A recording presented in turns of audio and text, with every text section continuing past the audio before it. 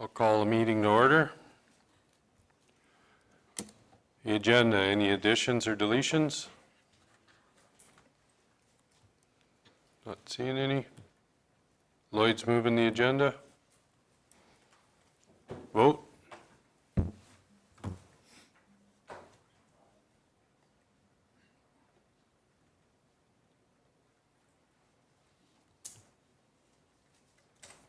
Okay, that's carried. Adoptions of the minutes for the last council. Gary, you moving them? Any questions or comments on them? Vote.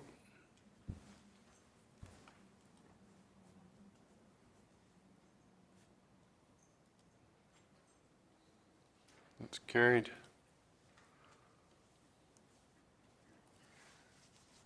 Any motions rising from minutes? There isn't any. Okay, I need a motion to open the Subdivision and Development Authority. Blaine's making that motion. Vote. And that's carried. All right, we will go into Development Permit 26105.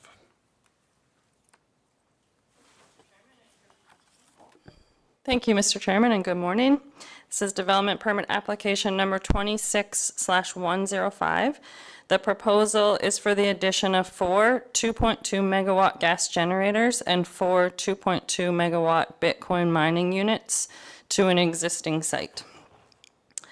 This property is located at the Northeast 1914-2 west of the 4th, which is 2515 Township Road 144. The owner is Canlin Energy Corporation, and the applicant is 2783294 Alberta Limited. Property size is 4.59 acres, and it is zoned Agricultural District 2. On June 5th, Samantha Brown, who's an agent for 2783294 Alberta Limited, made application to expand a Bitcoin mining operation on an existing gas compressor site that is owned by Canlin Energy Corporation. The mining operation is located in 4 CCAN style containers and will include 4 2.2 megawatt natural gas generators operated with fuel supplied by the existing gas compressor site. The site of the proposed development is located approximately 1.7 kilometers east of Highway 41 on Township Road 144. All operations and associated equipment will be located within the existing gas compressor site, which is fenced and secure. This project is being constructed in 2 phases. Phase 1 was approved by the county, and that was Development Permit 2693 earlier this year. Phase 1 did not require Alberta Utilities Commission approval. The installation of the proposed equipment is anticipated to begin in November of this year. During this time, heavier equipment will be required for the transportation and placement of the mining units, and smaller equipment and crew trucks for the initial setup. Once operational, site traffic is low with 0 to 2 light vehicle trips per day on average, which may include for waste pickup, courier or small deliveries, and maintenance and repairs. The applicant received approval for the project from the Alberta Utilities Commission on May 29th of this year. The decision indicates that the project is compliant with Rule 12 noise control with conditions and Rule 7 facility applications and the Alberta ambient air quality objectives. I'm going to jump right to the pictures I have of site, which will be familiar to you guys.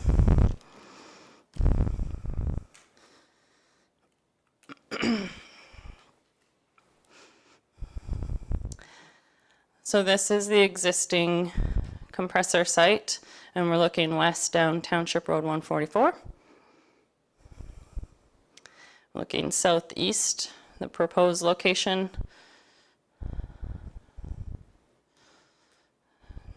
We're looking south there, just at the entrance, sorry. And then east down Township 144 at the existing site. And we're looking straight south. The proposed location would be to the right.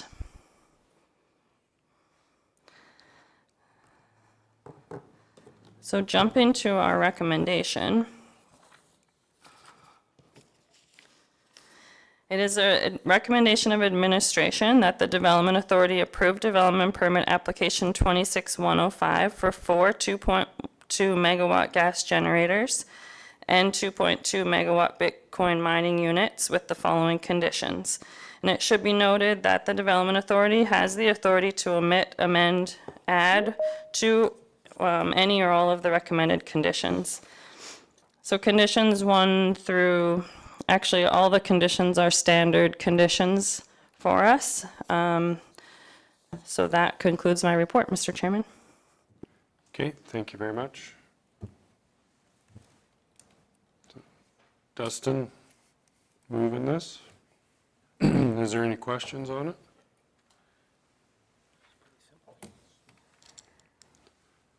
Okay, well, I'll ask for the vote if there's no questions. Use your mic, please. Well, I have no problems with this project advancing. This same company owes us a tremendous amount of tax, and we're approving a very expensive project while we're being owed tax. Mr. Taves? Thank you. Yeah, on the taxation piece, I'm not sure if that's appropriate to be considered in the subdivision authority. However, the previous meeting council had, just for information, Cypress County Council had entered into an agreement for repayment. We're on a different authority right now. We're not in council. So that's two completely different things. Any other questions or comments? Not seeing any. Vote.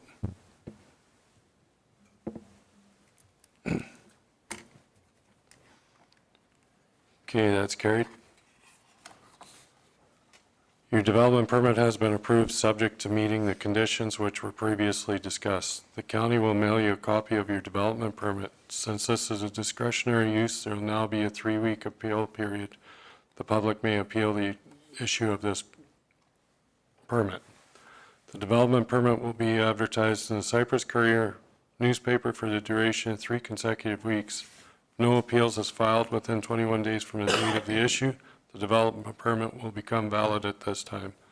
If you have any other further questions, you may contact a development officer to discuss them after today's meeting. Okay, we will now move on to development permit 26106. Oh, Robin, did you have something there? Or? Oh, okay. Go ahead. Thank you, Mr. Chair. Good morning.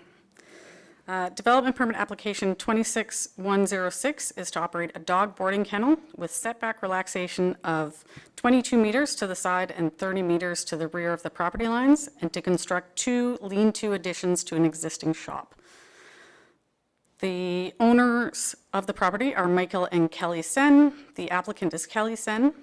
The legal description is Plan 0814575, Block 1, Lot 1, which is located at 10123 Range Road 53.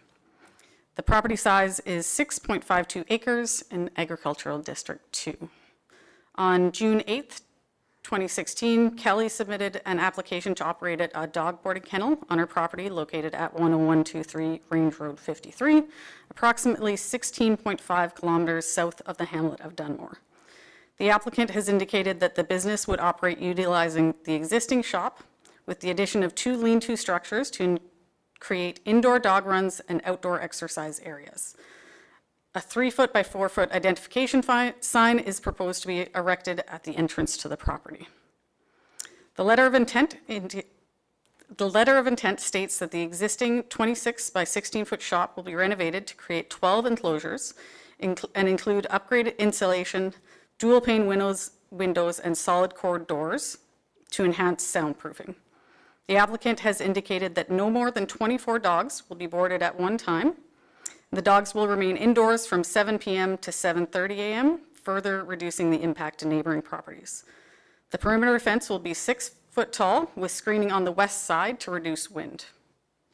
The property is surrounded by grazing lands, with the nearest residence approximately 320 meters. from the subject property line. We'll skip over the legislation and go to the comments. With respect to the MDP, LUB, and other statutory documents, the Planning Department offers the following comments and concerns regarding this development. The fenced dog run does not meet the setback to the adjacent property line outlined in 12.14.6. The proposed fence is 28 meters from the side property line and 20 meters from the rear property line. This is a variance request of 22 meters, or 44% to the side, and 30 meters, or 60% to the rear. Section 12.14.6 further states that exceptions may be made at the discretion of the Development Authority. Placement of a 12 square foot sign on the applicant's property for the purpose of identifying the business is exempted from requiring a development permit. While the proposed development does not strictly comply with the requirements of the land use bylaw, the Planning Department is of the opinion that the proposal generally meets the intent of the bylaw. From a technical planning perspective, administration supports the application submitted with conditions. We sent it out for referrals and comments to a few organizations, and none were received. I have some photos that we can pop up.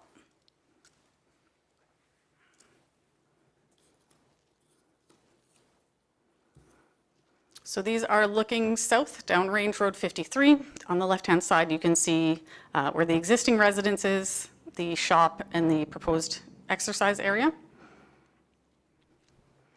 This is facing southeast, a little bit closer. Again, the existing shop and the exercise area on the left. This is the entrance to the property, facing direct east. And then this is facing north. You can see it's behind those trees.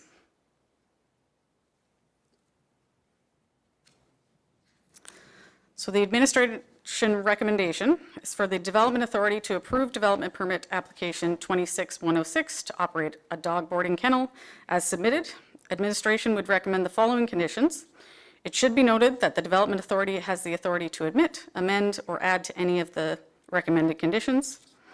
1 through 5 are standard conditions. Number 6, the proposed business must be operated in accordance with the submitted application. 12 square foot identification sign is to be located fully on the property. No additional signs will be permitted without prior approval. The applicant shall submit the final design of any signage for the approval of the Development Authority. A maximum of 24 dogs will be permitted at any one time. Dogs shall be kept indoors from 7 p.m. to 7 a.m., 7 days a week. Dogs shall not be permitted outside the fenced area identified on the site plan. All perimeter fencing is to be no less than 6 feet above grade and embedded into the ground to prevent tunneling. The fence is to be inspected and approved by the development officer prior to business operations commencing. Manure shall be managed, stored, and disposed of in accordance with provincial and federal regulations. The applicant shall comply with Cypress County Bylaw 2026-15, responsible animal ownership, and the development permit is subject to annual review. The alternative recommendation is for the Development Authority to deny development permit application 26/106 to operate a dog boarding kennel as determined by the Subdivision and Development Authority. And that is my report. Okay, thank you. Ms. McKenzie? I will move that, and I have a question. Can you go back to the pictures, please? That one, yeah, that one will work. So it says there's a residence that's a ways away. Which side would it be on, like the side of the house or the side of the shop? So the closest residence was 320 meters from the east property line. So the far left property line, there's the grazing fields and then another property that's 320 meters. Okay. Yeah, Thank you. actually this is, so this shows the 50 meter radius is There it is, okay. the requirement to the property line. 200 meter is the requirement to adjacent residence. Perfect, thank you. Mr. Hawk? Well, I do have a bit of a problem with this one because we're varying the setback relaxation, up to 60%. And I know you know, it's grazing land. But you gotta realize that there's cattle or whatever, and now you're gonna have a bunch of dogs really close to the property line, that if a cow comes nearby, they won't be quiet.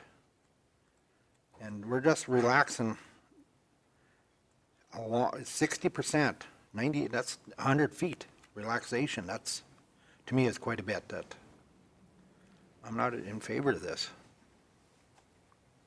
We do have our rules and regulations in for a reason, to help protect, you know, not even residents, but livestock and too, so.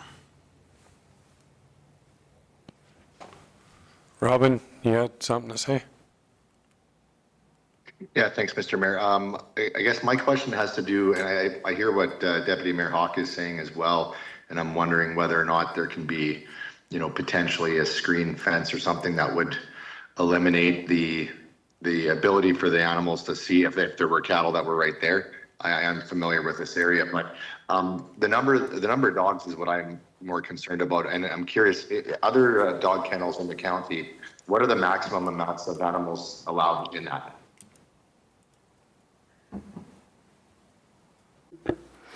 So the maximum number of animals is based on size. As I stated, there would be 12 kennels. The number 24 comes from, in the event that two dogs from the same household are being boarded, they could share a kennel. So 24 is the Okay. like total maximum. If every kennel had two dogs in it, which is fairly unlikely, that's the number that would be. But the regulation that's under legislation shows the minimum area required per dog, and that's what dictates how many animals you would be allowed to have. Okay, that makes sense. And yeah, I guess like the annual review would probably address some of my concerns with regards to if there's going to be a pile of barking that happens as a result of livestock in the vicinity. You know, that could potentially be dealt with. But I think that is something that has to be considered too. Mr. Proctor? I'm just concerned with how we can regulate them to keep dogs indoors for 12 consecutive hours. There should be some form of allowing them to take the dog out for bathroom breaks or something along some place where they can control it, but you can't keep a dog locked in for 12 hours. Yeah. And there's dog runs. Is that not what was said in there? There's dog runs for them to be outside with? Yes, there will be like indoor caged areas that they can access.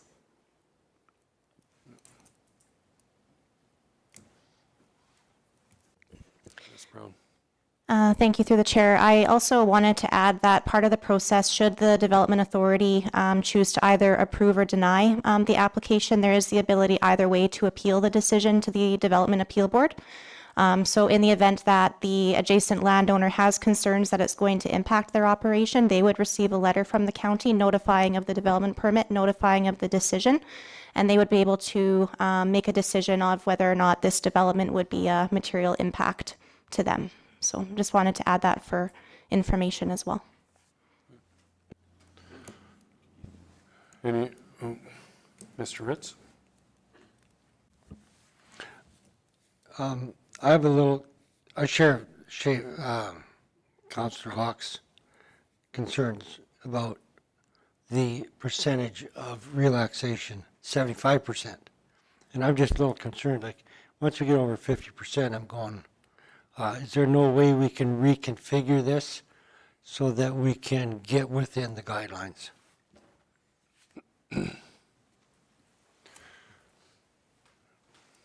So we've had other ones in the bylaws over the other areas in the county that have been 50, 60. Some have been 70%, and we've allowed them. And we have this area that's way out there.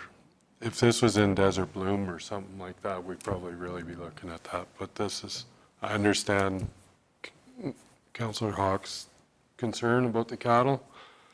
Maybe the idea of putting in that screen, like Councillor Kirby-White, maybe that's something we should add in there for protection for that, to stop the, but these people with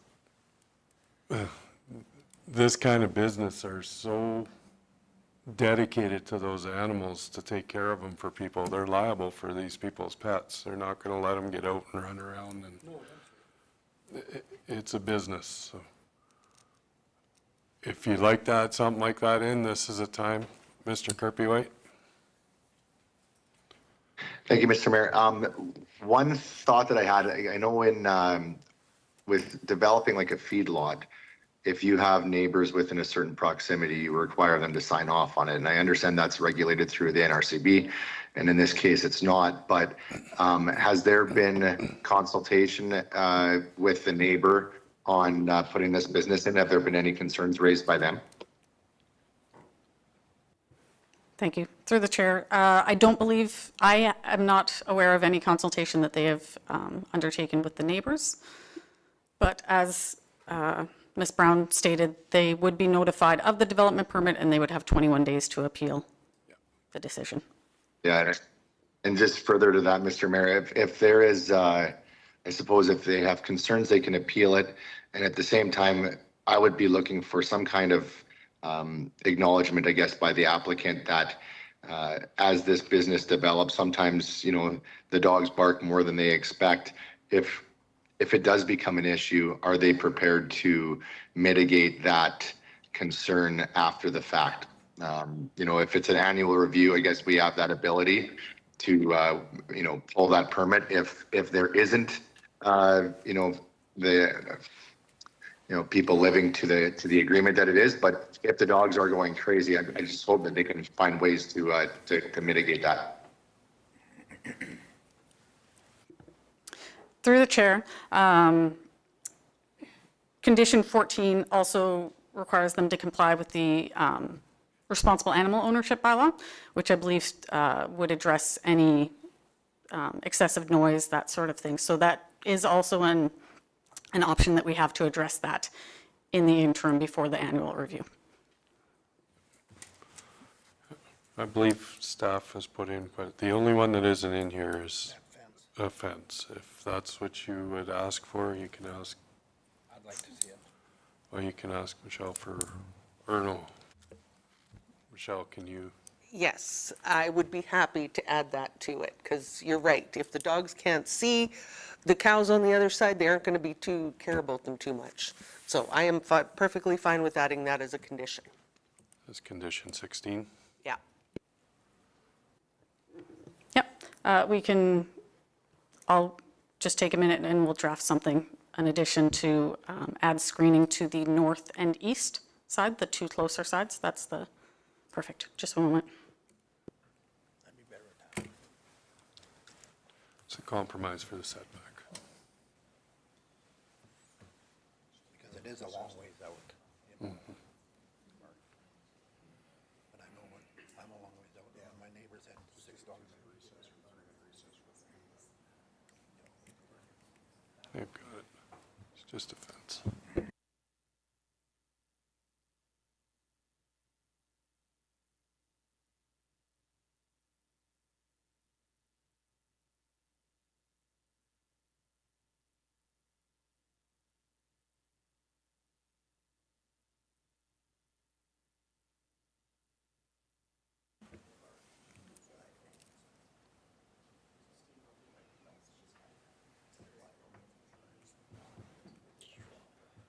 And you got it figured out?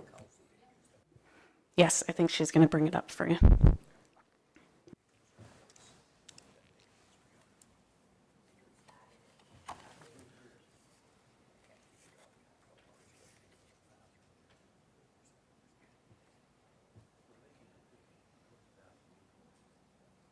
That's what you're good with? Yeah, that's. That should be 16 though, right? Oh, you're moving it in. Oh, I see. Okay. Yeah, we've just amended, we just added to the conditions on number 12. Because that's where the fencing was talked about. Okay, perfect. Good thinking there. I know it wasn't you. Okay, everybody knows what they're voting on with the amendment? Vote.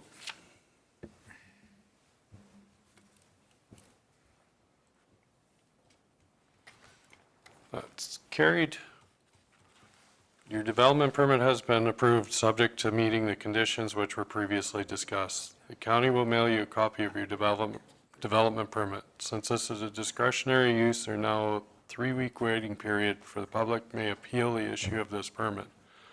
The development permit will be advertised in the Cypress Courier newspaper for the duration of 3 consecutive weeks. If no appeals is filed within 21 days from the date of the issue, the development permit will become valid at that time. If you have any further questions, you may contact the development officer to discuss them after today's meeting. Okay, can I get a motion to come out of the subdivision and development? Mr. Ritz is making that motion. Vote.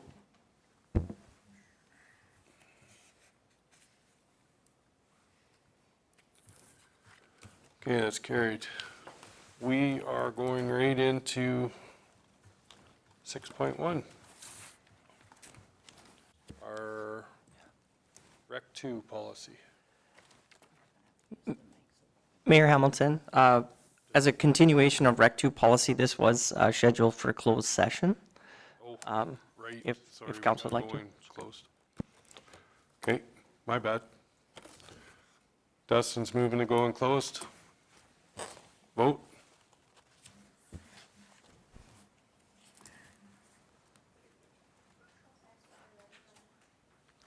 Oh, no, our press has to leave. Yeah.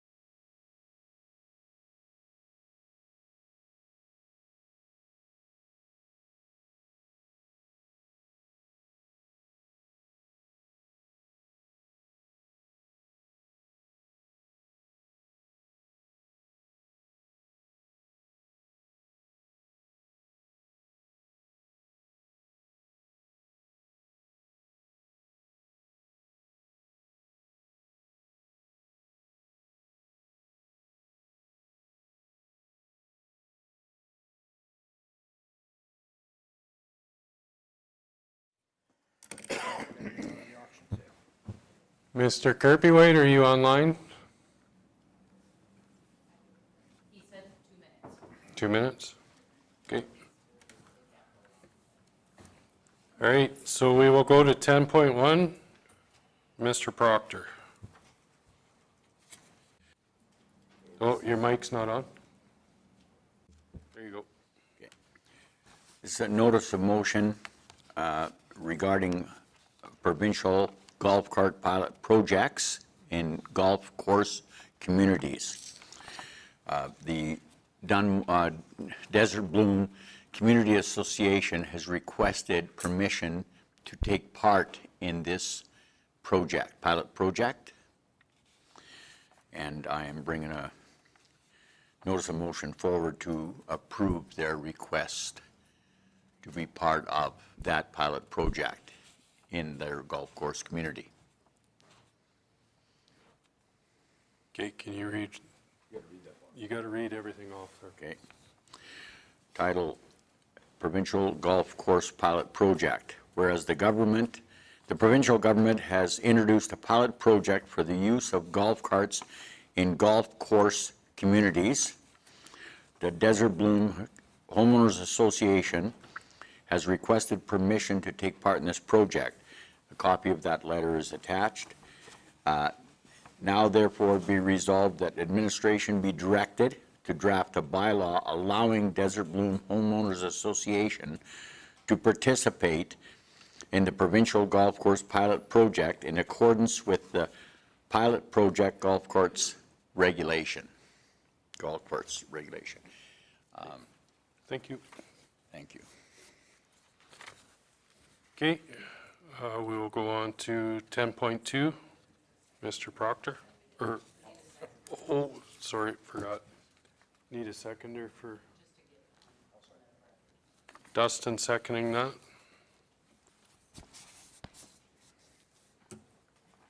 Okay, now we will move on to Mr. Hawk, 10.2. Title, Policy R220 Gravel Road Maintenance. I'll start over. Policy R20 Gravel Road Maintenance, Fire Watch following mowing operations. Whereas the council direct administration to bring forward policy R20 Gravel Road Maintenance for review and amendments to adjust the requirement for a fire watch to follow mowing operations.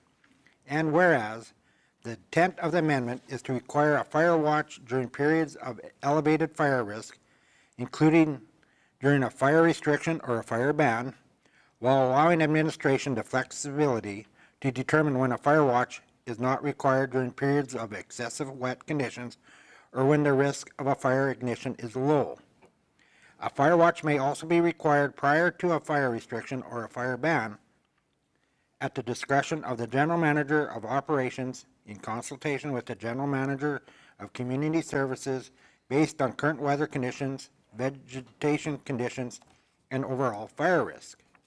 Now therefore be it resolved, administration be directed to bring forward policy R20, gravel road maintenance, with proposed amendments to the gravel roadside mowing and spraying section to clarify when a fire watch is required to follow mowing operations, including during a fire restriction or a fire ban, or earlier at the discretion of the General Manager of Operations in consultation with the General Manager of Community Services based on current weather conditions, vegetation conditions, and overall fire risk. I'll second that for him.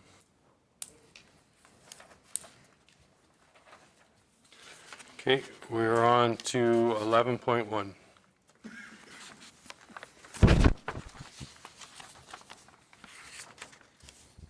Bylaw 2026-11.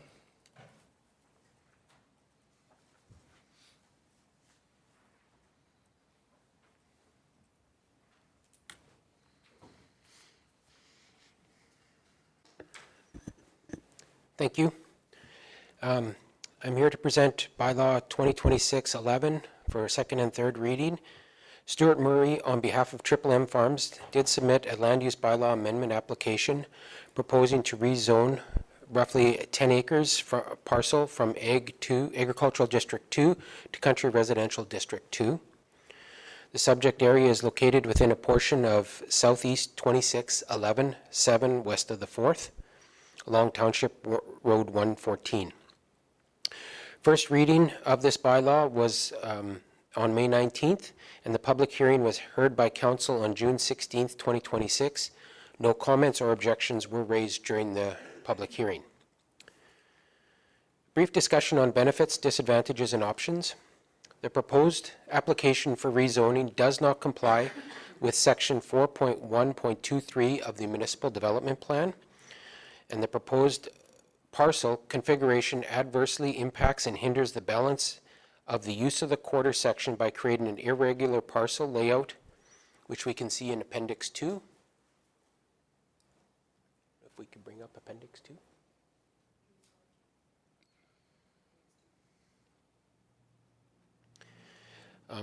In addition, the proposal would result in the creation of 4 titles within the quarter section, exceeding the number of 3 titles encouraged by the residential policies of the subdivision section of the Municipal Development Plan. It is the recommendation of administration that council not give second reading to bylaw 2026-11, an amendment to rezone a portion of Southeast 2611-7 west of the 4th from Agricultural District 2 to Country Residential District 2, and the bylaw will not proceed. Alternatively, council can move second and third reading of bylaw 2026-11, an amendment to rezone a portion of Southeast 2611-7 west of the 4th from Agricultural District 2 to Country Residential District 2. That is my report. Okay, thank you. Any questions? Oh, I need second reading. Are you moving second? No, I have a question first. I need a motion on the floor, though. I need a motion on the floor for you to ask the question. Okay, I'll move that we approve this. Okay, second reading. Okay, go ahead with your question. Is there a geographical reason why we have this shape for subdivision? Not a geographical reason, but more of a technical reason. Initially, that was brought in to make it more of a square, but then that parcel is larger than the 10 acres, which is allowed under our land use bylaw for a country residential district parcel. So what then is going to be the purpose of the remainder of the land?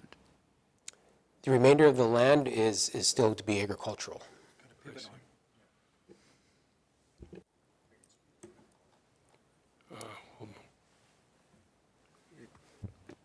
So just right across the highway from me, I'm pretty familiar with it. So there's the 2 acres on the corner. On the top end of this parcel, there's a windshield wiper pivot. There is a low-lying area in between those current residentials and this and the proposed parcel. Also, in the bottom left-hand corner of this parcel is South Country Co-op's anhydrous facility. Okay. Mr. Kirby-White? Thank you, Mr. Mayor. I guess what I'm quite curious about right now is we're looking for second reading. So we had the public hearing for this at the last meeting. Is that correct? Yeah, back in May, actually. Back in May. I'm curious if we had a public hearing back in May and council takes everything that is from the public hearing. I don't remember hearing administration give a recommendation to council following a public hearing, because technically, would that not qualify as input on it that would have belonged within the public hearing and it's council's purview to make the decision on? I don't know if I remember hearing a recommendation to council following a public hearing before. Through the chair to Councillor Kirby-White, we've changed our process a little bit where second and third reading are delayed by a meeting. So in the past, we would have had second and third reading recommendation immediately following the public hearing, but now we have delayed that to the following. So it is the common approach that we've utilized. It's just that this is now a deferred meeting to the next one. But we wouldn't. With the gap, it feels very weird. Yeah, and without the public hearing is essentially council's opportunity to hear from staff in terms of the site, opportunity to learn from the applicant and any adjacent landowners that might have feedback to provide, but we're not actually providing a recommendation as part of the public hearing. We're debating that at second and third reading consideration.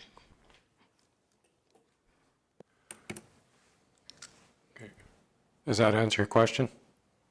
I appreciate the perspective. I don't like the feel of it because it disconnects the public hearing and everything that's being discussed, because I hardly remember the public hearing by this point, and then all I have is, a administrative recommendation, which obviously I want to be able to hear that and consider it, while at the same time considering the what was presented at the public hearing. I don't know if procedurally, I love the fact that this was done in May and now we're deciding on it in July, having had all this time. That's probably a conversation on procedure versus on this right here. I don't like that it's not fresh and we're kind of being directed in a certain way without having that, being recent. Does anybody else have any questions? Mr. Brost? So it says in there this would create four different titles? So all these titles are in different people's? Is that right? Through the chair, yes, that would be 4 individually titled parcels. Which currently our bylaw, or our bylaws don't allow for. Any other questions? I will ask for the vote for second reading.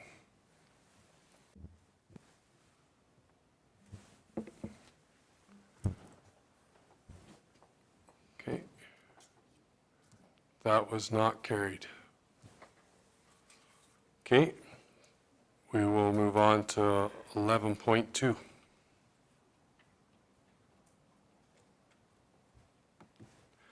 Uh, 2026-12. Thank you. Bylaw 2026-12 is brought to the council here for second and third reading. Steve Kraus submitted a land use bylaw amendment application proposing to rezone 8 acres from Agricultural District 2 to Country Residential District 1. And this area is the subject area is located within a portion of Northeast 11-11-5 west of the 4th, which is approximately 6.4 kilometers south of Dunmore. First reading was heard on May 19th, 2026, and the public hearing was heard by council on June 16th of 2026. And an adjacent landowner spoke in opposition of the proposed development. The proposed application for rezoning complies with the implementation of the South Saskatchewan Regional Plan and the Cypress County's Municipal Development Plan. It is the recommendation of administration that council move second and third reading of bylaw 2026-12, being an amendment to rezone a portion of Northeast 11-11-5 west of the 4th from Agricultural District 2 to Country Residential District 1. Alternatively, council not give second reading to bylaw 2026-12, an amendment to rezone a portion of Northeast 11-11-5 west of the 4th from Agricultural District 2 to Country Residential District 1. The bylaw will not go forward.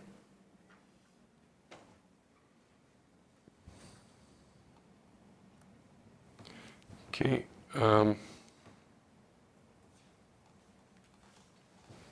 Sorry, Dustin, or Mr. Vosser, go ahead. Move second if I can ask a question. You sure Question can. would be, I don't remember what the person spoke in opposition about. So then this, I guess, falls back into the thing of not doing it the same day. A month later, I don't remember what conversation was had about public hearings. So do we know, did we have a submission from this individual, or, because I don't recall. It was Blair Reed, Dustin, with regards to the, there was a dugout that was clear or close by, and he wasn't sure about whether or not the septic field would be close to it. Okay, so thank you. And this is the one beside Longfellow Hall now that I remember, so thanks. Yeah, I think so, yeah. Yeah.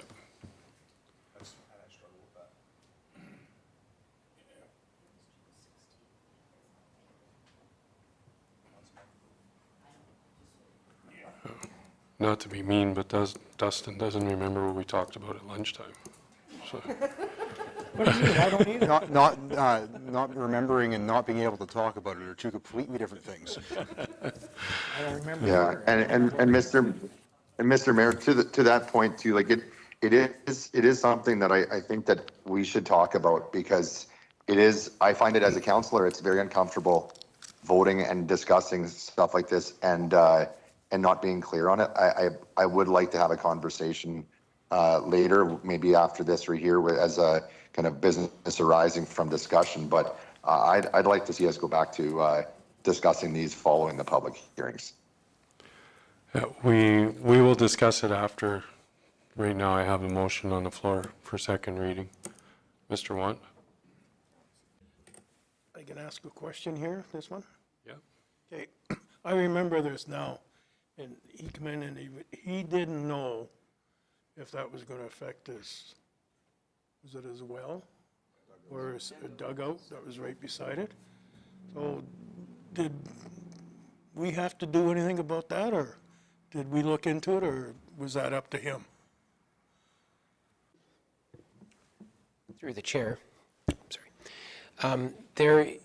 Currently, all we're doing is rezoning it, so we don't have an application of any residence being built, so it's hard for us to know exactly how far.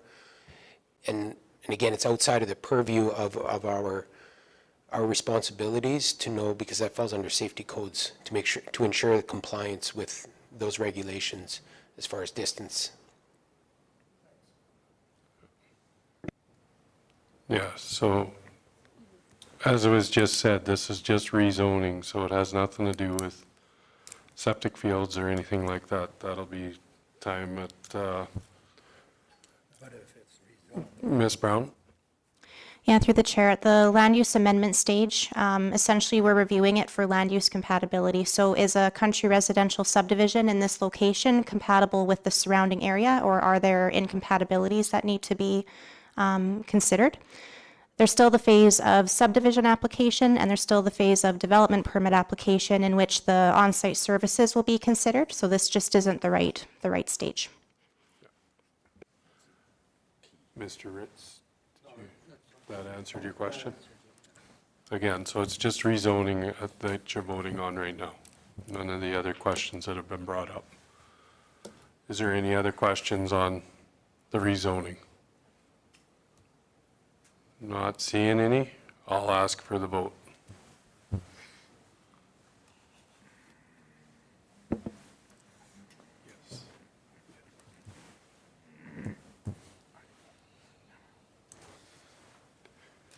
Okay, that's carried for second. Somebody want to move third? Mr. Proctor's moving third. Vote. Ooh.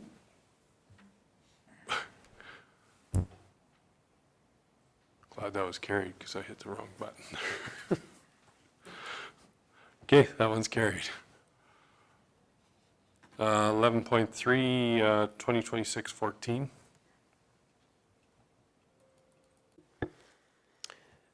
Bylaw 2026-14 is brought to you for second and third reading.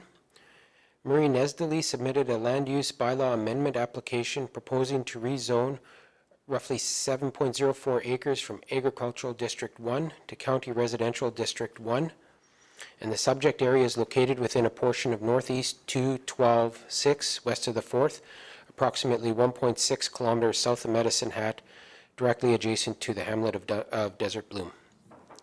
The public hearing was heard by council on June 16th, and a letter of opposition was received from an adjacent landowner and was presented to council at the public hearing. The proposed application for rezoning does comply with the implementation of the South Saskatchewan Regional Plan and the Tri-Area Intermunicipal Plan and the Municipal Development Plan. Administration recommendation is that council move second and third reading of bylaw 2026-14, an amendment to rezone a portion of Northeast 212-6 west of the 4th from Agricultural District 1 to Country Residential District 1. Alternatively, council not give second reading to bylaw 2026-14, an amendment to rezone a portion of Northeast 212-6 west of the 4th from Agricultural District 1 to Country Residential District 1. Okay, thank you. Somebody want to put it on the floor with second reading? I'll move second. Okay, thank you, Mr. Brost. Has moved second. You have the floor. Do you have any questions or comments? I don't, well aware of the situation when in the public hearing, so I have no questions at this time. Okay. Anybody else have any questions? Not seeing any. I'll ask for the vote. Thank you, Robin.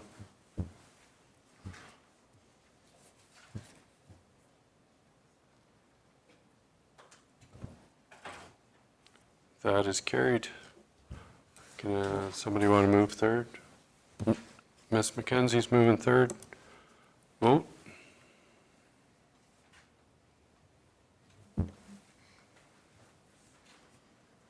It's carried. 11.4. Oh. Yeah, I was going to do it at the end of this, but that's okay. We can bring it up now. Discussion on the public hearing. Ms. Brown. Yeah, so through the chair, maybe a bit of rationale as to why we kind of made that departure and switched to this. It's difficult for us to anticipate at a public hearing whether or not there's going to be opposition. Sometimes we don't have proper, or I guess, notice that there's going to be opposition, and sometimes it occurs at the public hearing. So the challenge is sometimes that we open and close a public hearing, and then immediately afterwards, council is asked to make a decision of approval or denial. So the intention behind kind of delaying it to the following meeting is to give council time to digest the comments and be able to come back with an informed decision at the following meeting. So perhaps that doesn't need to be kind of a straight across the board. Maybe that's more of a in-the-moment consideration. If there is opposition, council always has opportunity to postpone second and third reading to the following meeting. But we're happy to take some direction on what you prefer to see.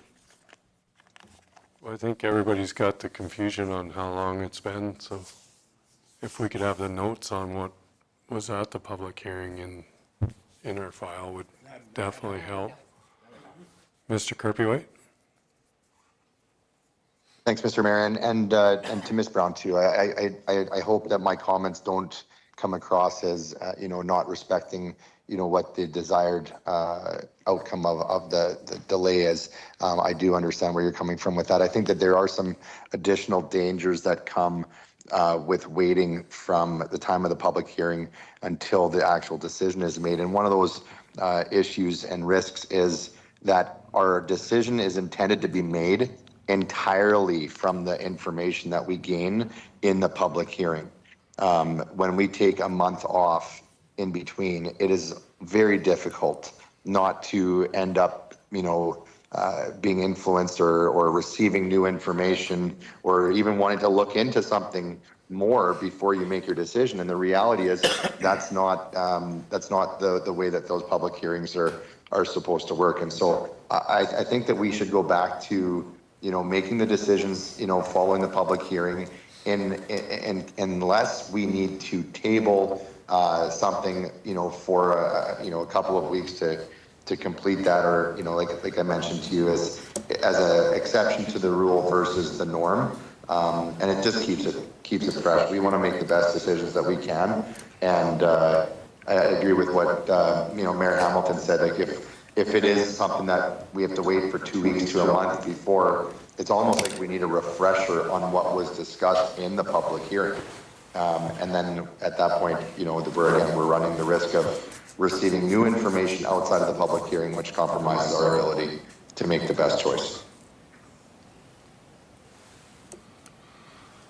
Any other comments? Mr. Proc? Perhaps just a simple compromise where we receive notes on the public hearing in our package so we can refresh ourselves with what was discussed before we vote.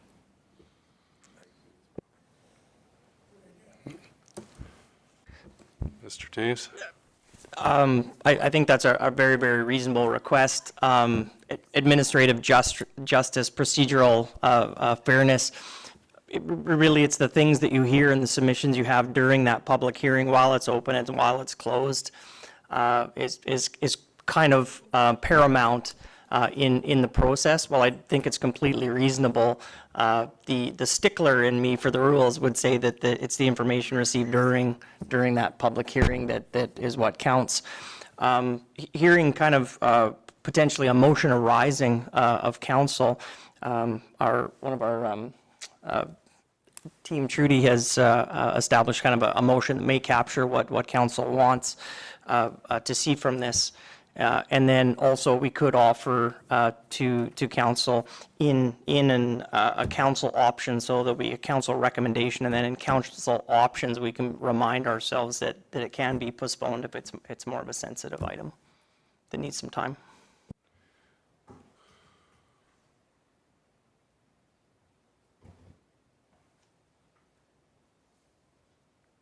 Mayor Hamilton, do you mind if yeah, thank you. Just further to Mr. Tave's comments, I think that one of the questions that we ask at the end of those public hearings are, has everybody felt like they've been heard and has the process been fair, right? I feel like there's sorry, I'm getting a little bit of feedback here. It's hard to hear myself. I feel like there's risk that is attached on the perception of fairness when we give that much time in between, whether it's the opportunity for people to try to connect and influence and sway. I don't see the upside of delaying it being greater than the potential downside.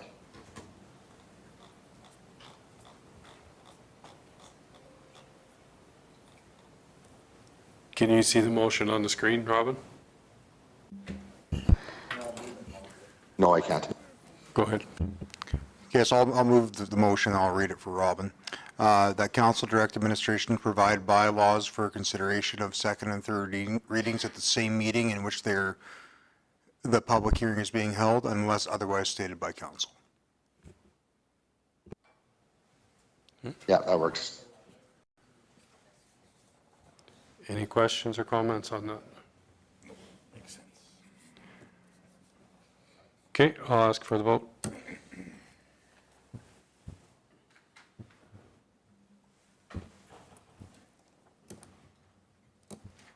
Okay, that's carried. Now we're just, we got 5 minutes. You can be quick on this one. You got 3 minutes.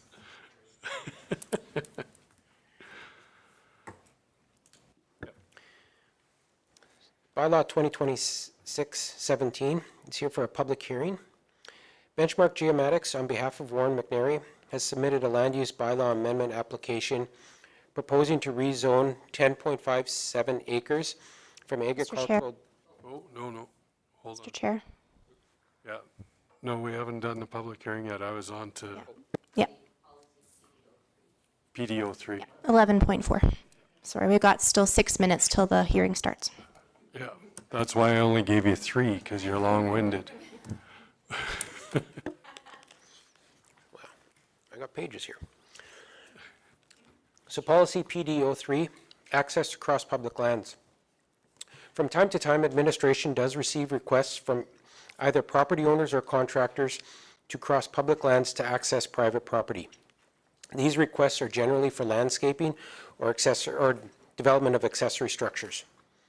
Currently, the county does not have a formalized process for allowing contractors or property owners to cross public lands. Operations is responsible for this process, and it can take up a substantial amount of staff time to monitor these requests. Administration is looking to formalize the process so that resources are used efficiently and the public has a clear understanding of the requirements to cross public lands or to access private property. There are no anticipated costs to implement this policy. The expectation is that we will save administrative costs by outlining a clear process. requiring adequate security to cover potential damages, ensures that the costs of any required repairs is borne by the responsible party rather than Cypress County. It is the recommendation of administration that council approve policy PD03, access to cross public lands. Alternative options are that council not approve the policy PD03, or that council direct administration to make following changes to the policy PD03 and bring forward to a later council meeting for consideration. Thank you. Mr. Hawk? I'll make motion number 3 that we do not approve this policy. The word public lands, can I speak then? You have the floor. The word public lands opens up a big can of worms. Technically, I own a bunch of public lands. It's called lease land, but in the Government Act, it's public lands. So now you're going to give permission for people to cross my public lands that I lease down in anywhere. And that is, I'm dealing with public lands on other stuff. It takes me 3 years to try to even get a dugout built on public lands. And now we're going to step in to that rule of allowing access. This word of public lands in there has to be removed. I know what you're getting at, but public lands is considered all lease land in the province. So now we're going to allow access. No, we're not. That's out of our scope. Mr. Kirby-White?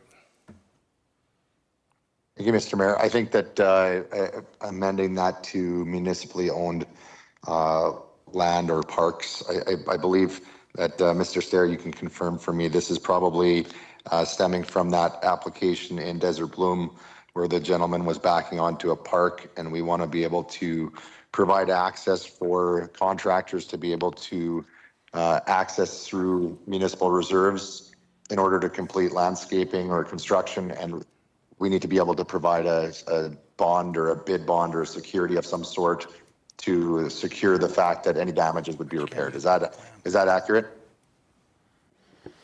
Through the chair, that is the intent of this policy, is that we are trying to ensure that the county residents, the taxpayer as a whole, is not responsible for any damages that may be incurred into those lands.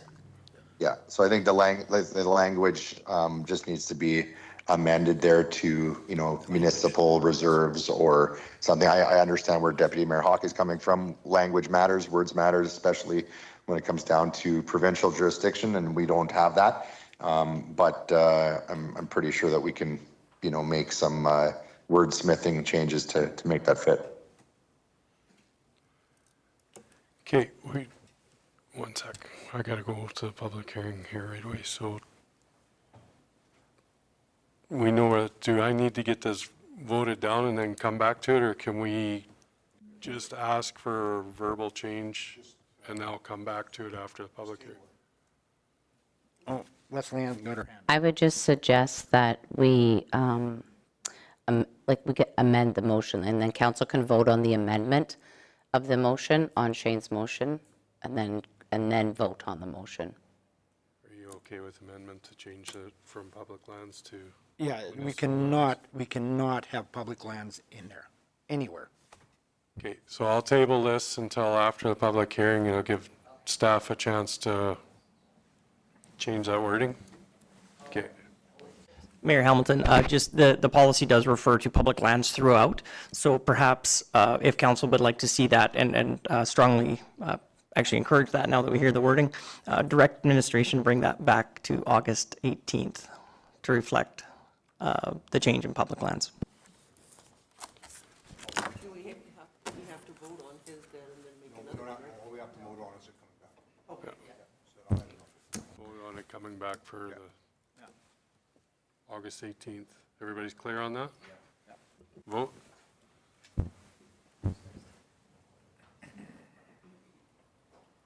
Okay, that's carried. Okay, we will go on to the public hearing here. So I need to call for a motion to open the public hearing for bylaw 2026-17. Mr. Proctor is making that motion. Vote.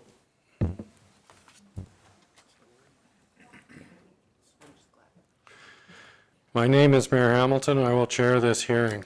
All comments shall be directed through myself. Administration will make a presentation first, followed by the opportunity for council to ask questions for clarification. The applicant will then make a presentation if they choose to do so, followed by the opportunity for council to ask questions for clarification. Council will then hear from those affected persons in the audience, those in support of the proposed bylaw, and then those opposed to the proposed bylaw. All presentations must be registered by the Planning Development Department if they have not already done so. If any presenter is referring to written documents, including maps, photos, or reports, a copy of those documents must be left with administration. I will now call, let's get this in order. Bylaw 2026-17, will administration please proceed with the presentation? Thank you. Benchmark Geomatics, on behalf of Warren McNary, has submitted a land use bylaw amendment application proposing to rezone 10.57 acres from Agricultural District 2 to Country Residential District 1.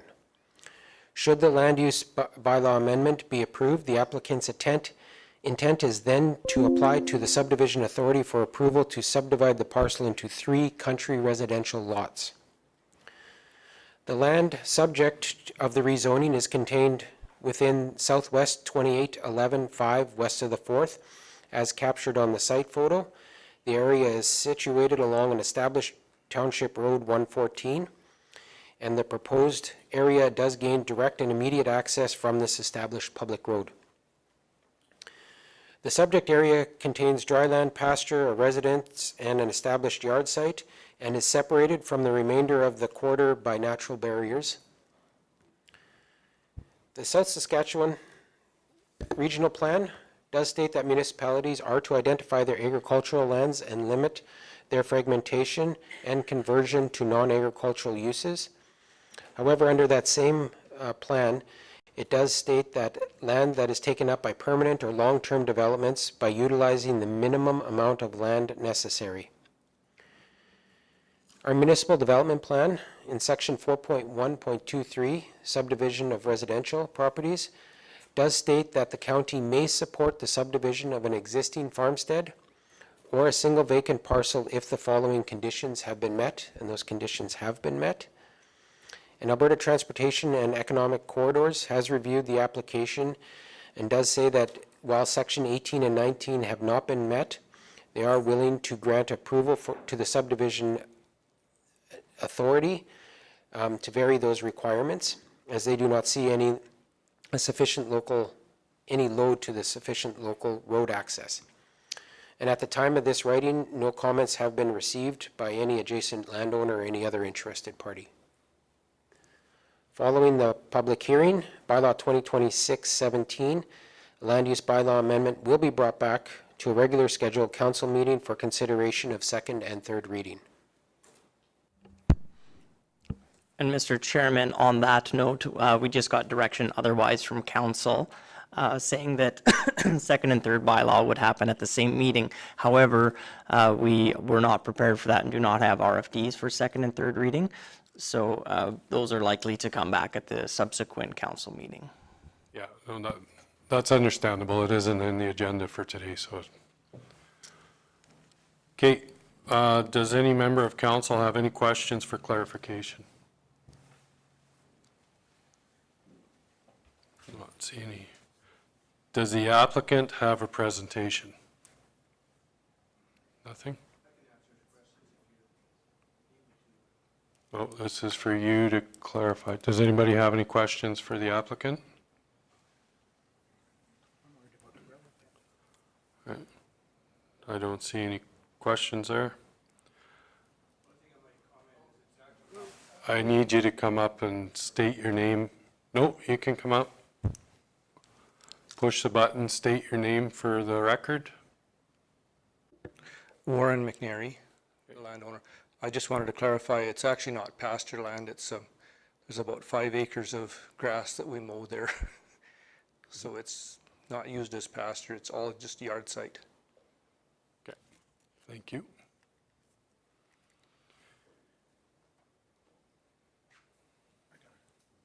You have a question? With this gravel pit that's right next door, so that means they could mine within, 30 meters of the property line? So would that be, if that becomes all residential, then are they gonna start complaining about the noise, the dust, everything that a gravel pit produces? Through the chair, if I may, are we clarifying the one that was just approved earlier this year on the south side of that, or the? Directly on the next quarter, on the southwest quarter. I mean, on the southeast quarter, and this proposal is on the southwest quarter. It's adjacent. Well, there's already a residence there. What, But you're making a multinational. In addition, a gravel pit is located on the southeast 28th turn, directly adjacent to the proposed rezoning area. So with that rezoning area being so close to a gravel pit, it becomes an issue with noise, dust, and that, with complaints then with gravel operations that was approved. That pit was approved without a subdivision being right there, right beside. So now they were gonna run into a conflict of residents complaining. So through the chair, again, we haven't received anything as far as any other subdivisions or developments happening. We're just currently focusing on whether that makes sense for the land use bylaw amendment. And I know there has been other instances where we've taken steps at the subdivision stage to add restrictive covenants onto titles that talk about when operations can and can't be happening in the gravel pit, or just notifying them that they are adjacent to that type of development. okay, do you have any questions for the applicant? This is a public hearing. You can debate this when we go to second reading. Okay, we'll debate it when we go to second reading. Is there any other questions for the applicant?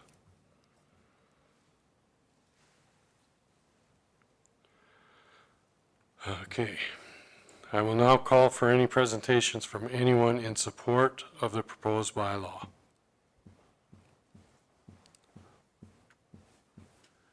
I will now call for a second time for any presentation for anyone in support for the proposed bylaw. I now will call for a third and final time for any presentations for anyone in support of the proposed bylaw. I will now call for any presentations from anyone in opposition of the proposed bylaw.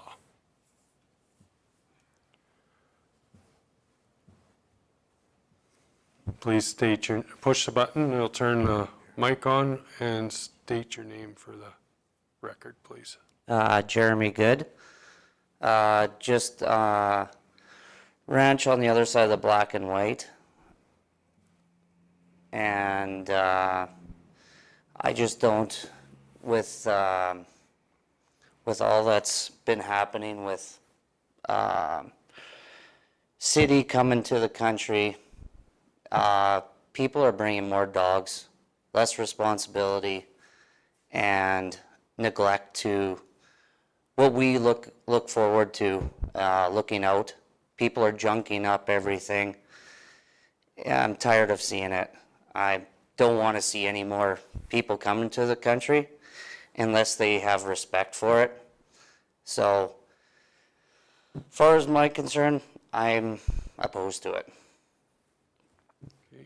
Does any member of council have a question for clarification? Thank you very much. I now will call for a second time for any presentations for anyone opposed to the proposed bylaw. I will now call for a third and final time for any presentations for anyone in opposition of the proposed bylaw. I will now call for any final submissions for those who feel they have not had the opportunity to fully participate in the public hearing. Do any persons who have made presentations feel that they have had a fair hearing? The public hearing for bylaw 2617 is concluded and no further submissions will be accepted. I will now call for a motion to close the public hearing for bylaw 2026-17 at this time. Mr. Ritz, thank you. Vote.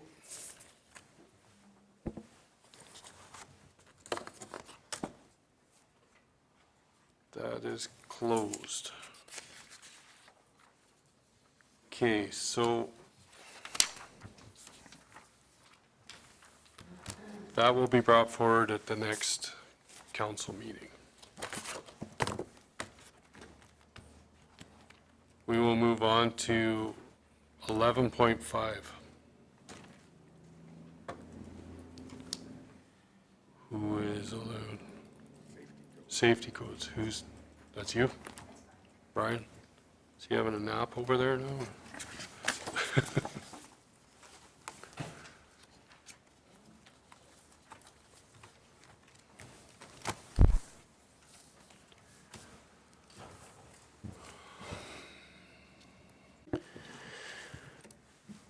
In an effort to provide a higher level of service to Cypress County residents, the fire and planning departments are examining the opportunity to become accredited in the building, electrical, fire, and gas and plumbing disciplines. As an unaccredited municipality, fire investigations and occupancy requirements rest with Alberta Municipal Affairs and the Fire Commissioner's Office.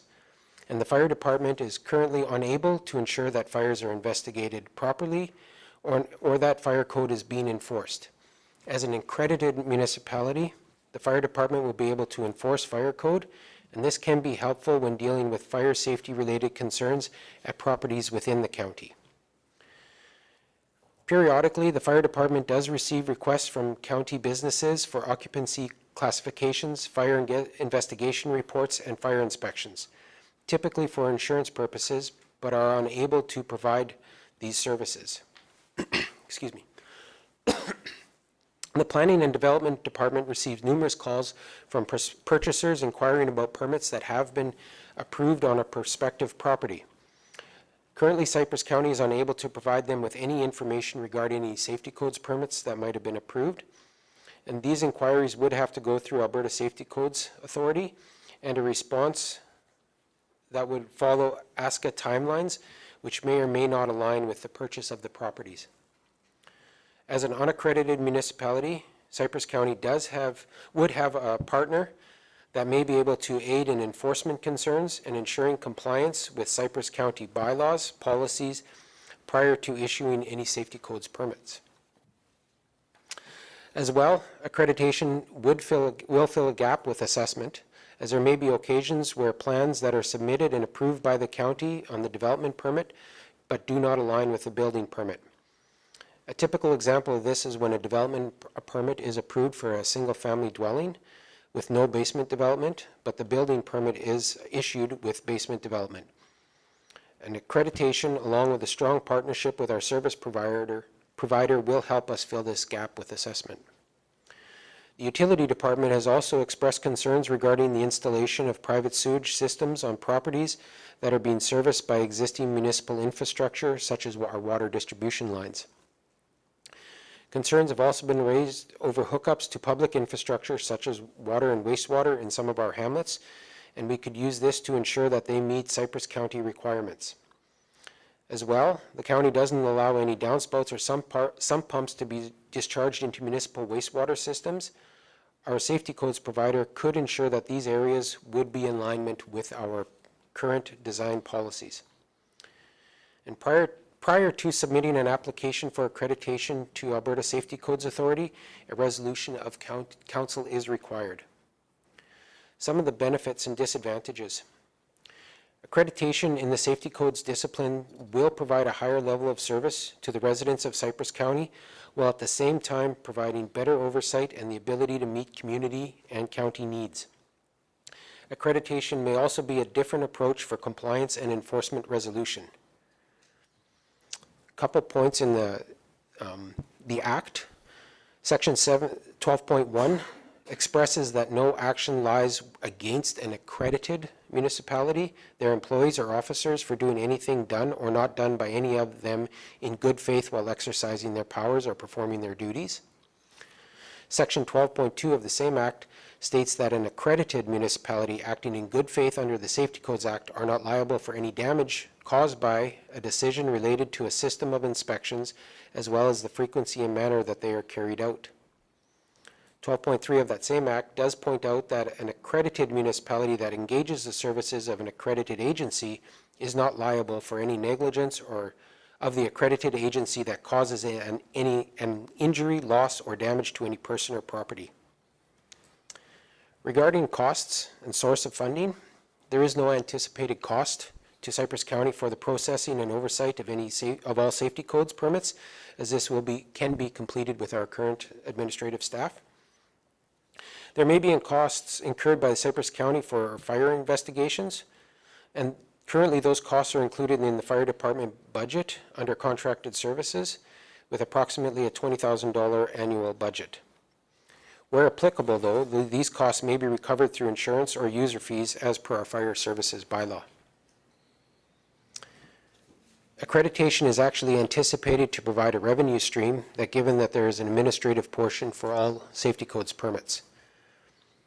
We do have a copy of cost-benefit analysis that was prepared by Corporate Services, which outlines the potential revenue as well as anticipated staff time.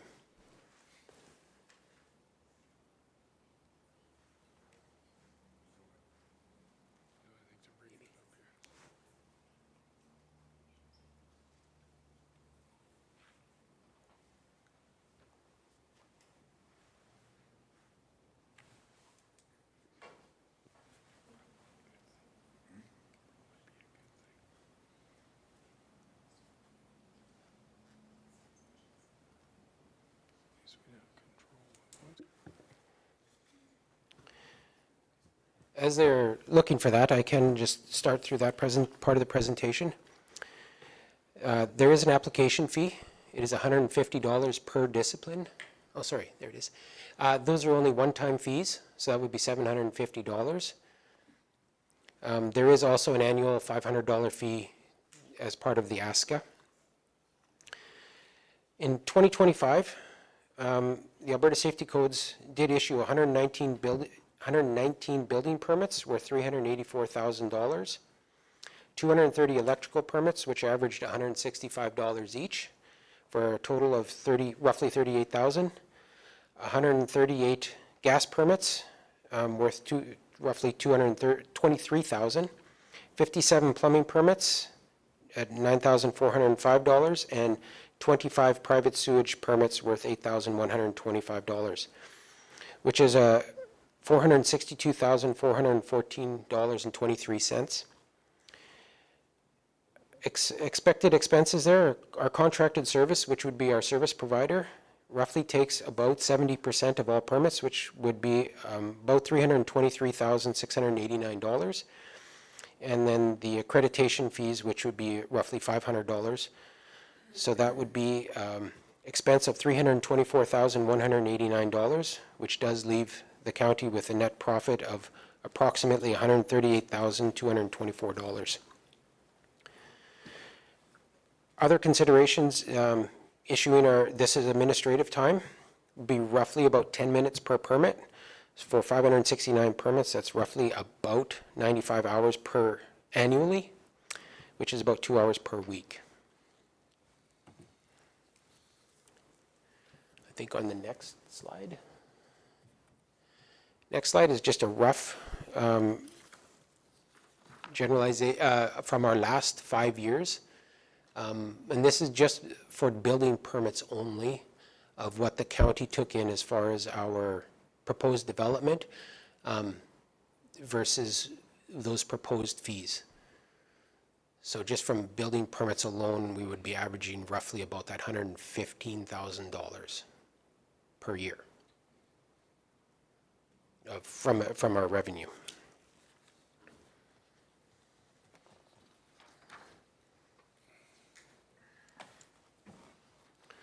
So it is administration's recommendation that council move to approve administration to apply to Alberta Safety Codes Authority for Cypress County to become accredited in the building, electrical, fire, gas, and plumbing disciplines.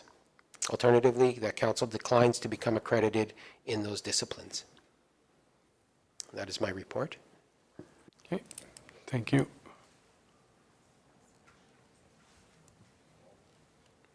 Dustin?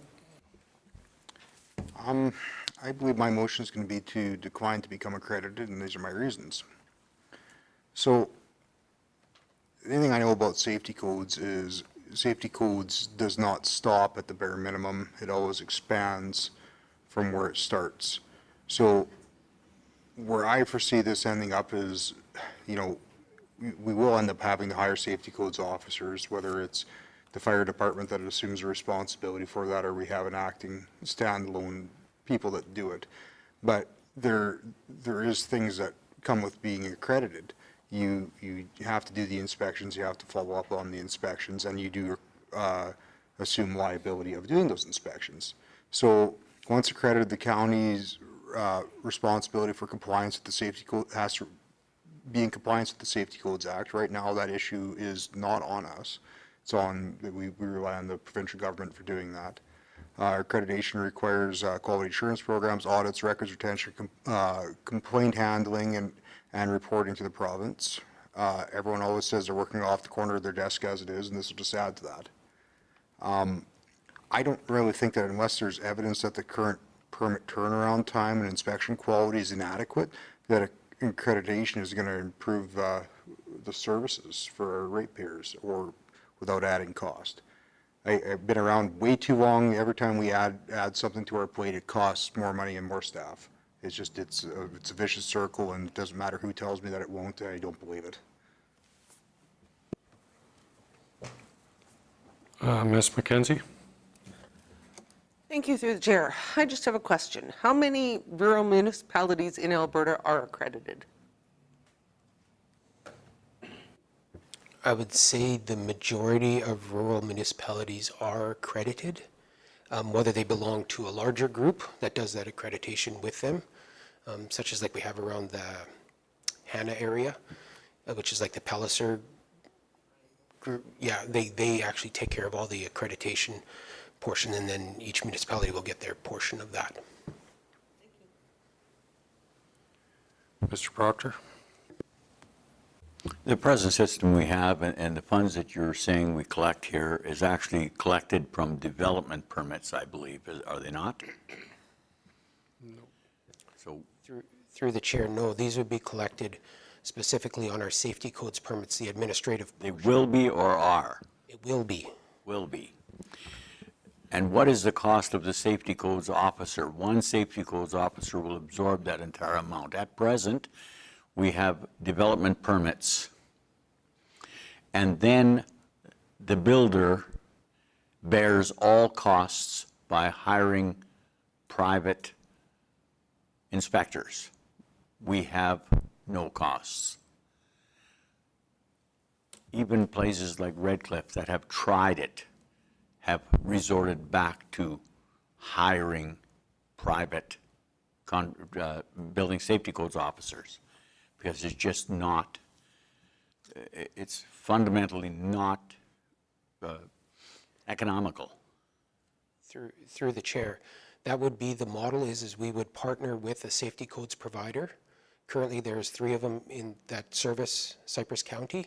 Yes. So our intent would be is to have a partnership with them, and they will provide the inspectors, they will provide the oversight, they will provide for complaints, and they will provide for the follow-ups. We are just merely the intake for that, and we oversee them.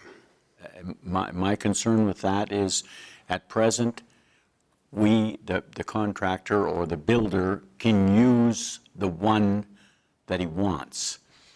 I see this leading to a partnership between one and Cypress County, and costs ballooning.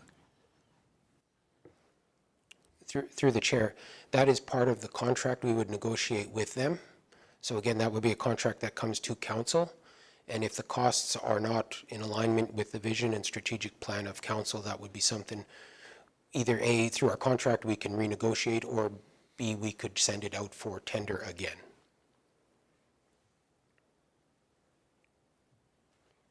Yeah, I see him. I got Mr. Kirby-White. Thank you, Mr. Mayor. I just want to provide a personal experience with the wait times, and then I'll sit back and listen to the conversation. But when we were fostering, we needed to get the Office of the Fire Commissioner to come and do just a fire safety inspection. We couldn't get it through the county because we weren't accredited, and we couldn't get it through the city because the county didn't have any kind of a relationship with them. So we had to go through the provincial organization. We waited for, I think it was between 6 and 8 months before somebody was able to come through and just do a walkthrough inspection. And so my experience with this has been that by not being accredited and not having an agreement with the city or somebody more, in our area, is that this can definitely stretch out and lead to some pretty long wait times and delays. So I just wanted to, throw that in as a couple of piece of information for everybody to consider. Maybe there's the opportunity for us to joint venture with our regional partners and help make this happen as well. I don't know if there's, 1 or 2 options kind of thing, but I just wanted you guys to be aware of that. Mr. Hawk. Yeah, I agree with Dustin.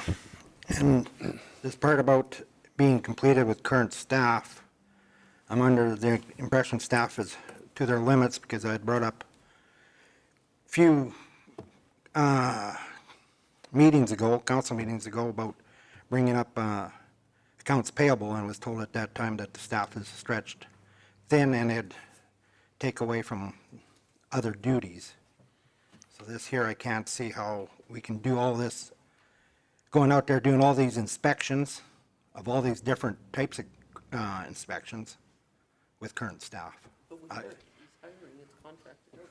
Yeah, it's all contracted out. It's not our staff doing the inspections. Ms. Brown. Through the chair, I know Chief Linton has some comments, I think, on the fire end of things, but from planning's perspective, the reason why we're saying that it's going to be minimum staff time is because we're already doing that application intake anyways. So we're already helping customers at the counter, accepting the development permit applications. What this would mean is that we are now intaking the building permit application, and now we are referring that to the accredited agency that we would be working with. So whether that's Park Superior or the third one that's now allowed. So I think the reason why it's minimal effort is because it's expanding upon effort that we're already undertaking. The second piece to this too is that we are now preparing to launch an online permitting module that council approved as part of the budget this year, which will standardize and streamline a lot of this process and digitize it. So that thereby is kind of reducing that human impact for how many times you need to be touching these things. And I think the other aspect too is that to some degree we are already kind of dealing with the building permit end of things. However, we have no authority because we're not accredited. So if we have some kind of a building issue out somewhere, we have no authority to undertake any kind of inspection under the Safety Codes Act, and we're relying specifically on municipal affairs to prioritize that non-compliance issue and then to refer it to the building agency inspector. So this just kind of takes that middle person out of the equation and puts us into a direct contact. But it's fully intended that we would be able to accommodate this with our current staffing within the planning services team. I'm just going to add to that a little bit. Over the years of being on MPC for all those years, that we've had things that municipal planning has put in for the permit and stuff, but we've never been able to follow up with it because we don't take the accredited side of it. So we've never been able to enforce those couple little things that were put into the permits because we didn't have the power to do it. By going this route and using the contracted force, then we do have the power to follow up with all the things that we put into the municipal. Mr. Linton, you had something? Yeah, thank you through the chair. To Councillor Vossler, when it comes to the quality management plan, we are not going to become accredited for inspections.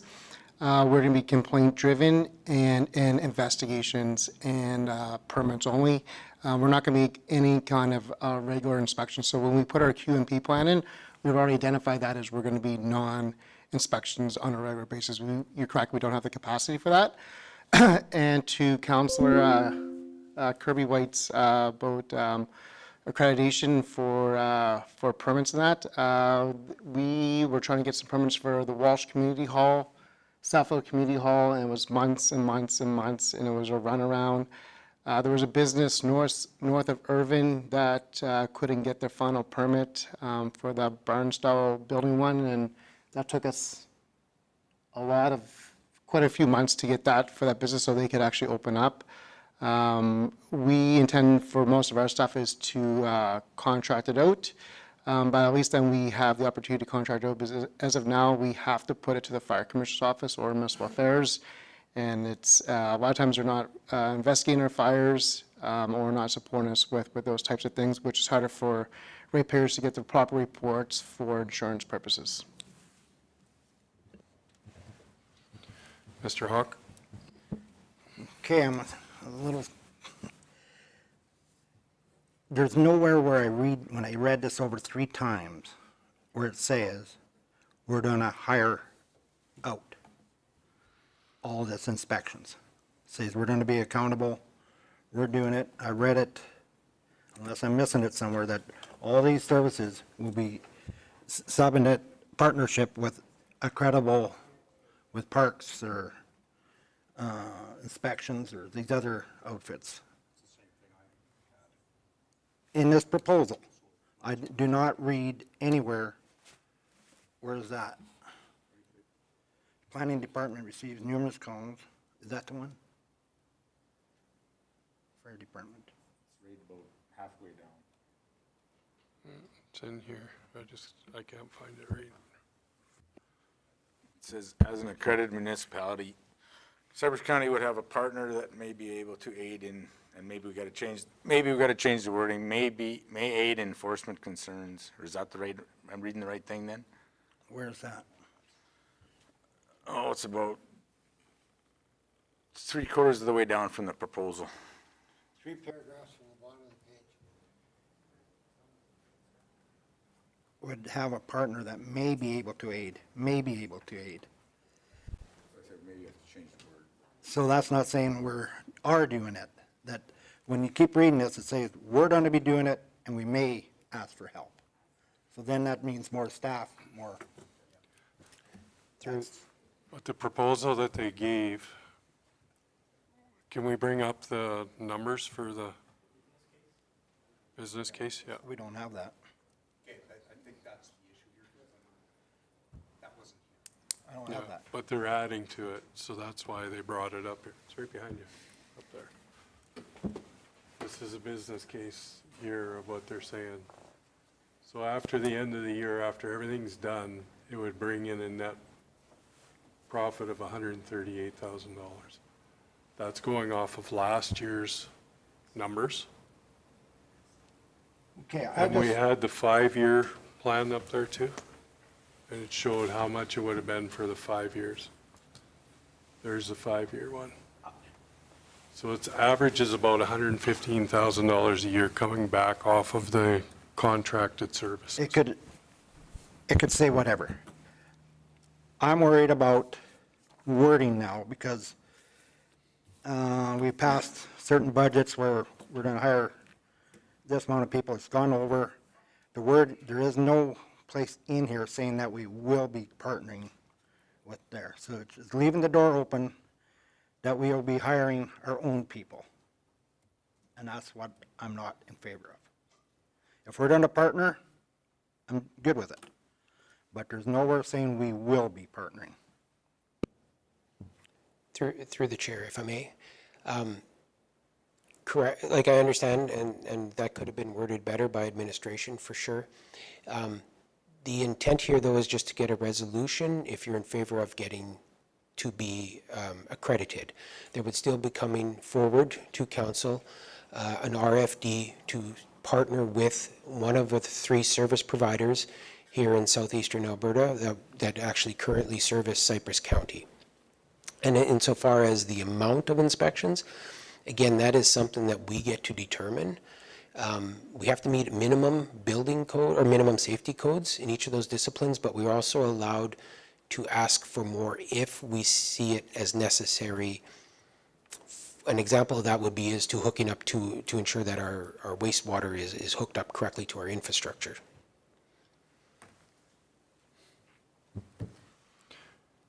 But no, there is no expectation for us to hire any outside staff or any more staff, for sure. Yeah, I can see what you're, I don't know who was first. I just looked over. Go ahead. From coast to coast, everybody's talking about affordable housing, and we're sitting here wanting to add another layer of bureaucracy, and we're actually advertising as to how much money we're going to make doing that on the backs of housing. It makes 0 sense.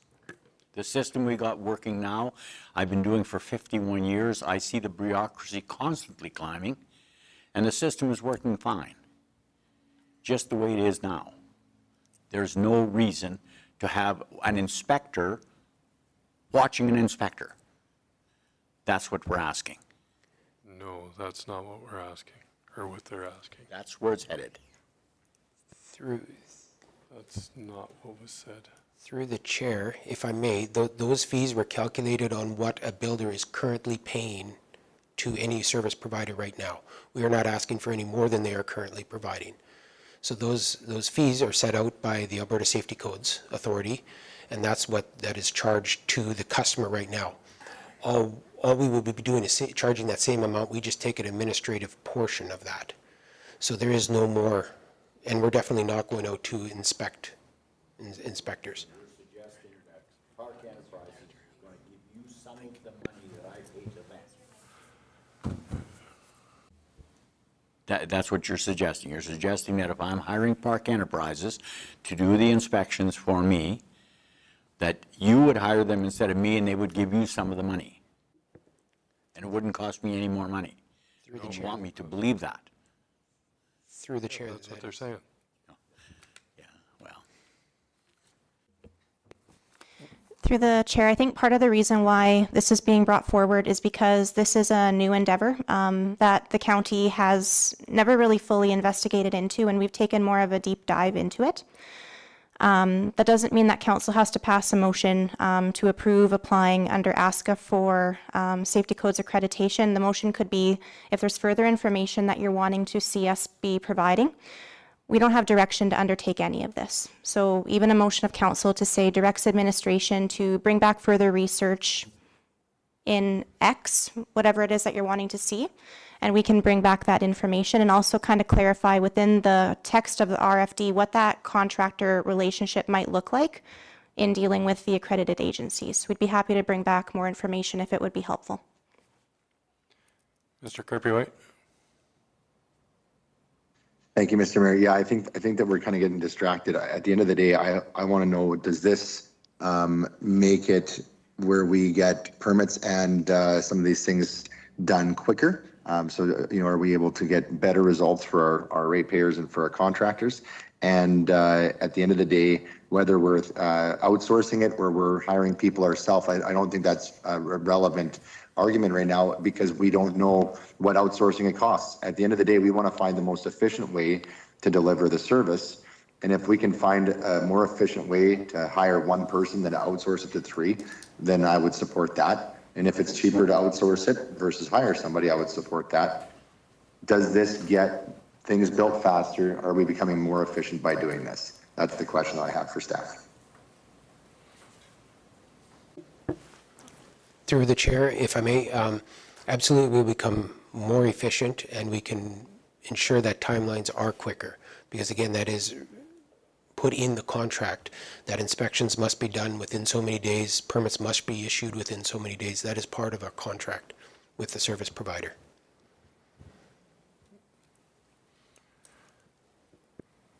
Do you want to bring it back with more information, Dustin, or do you want to move ahead with your motion?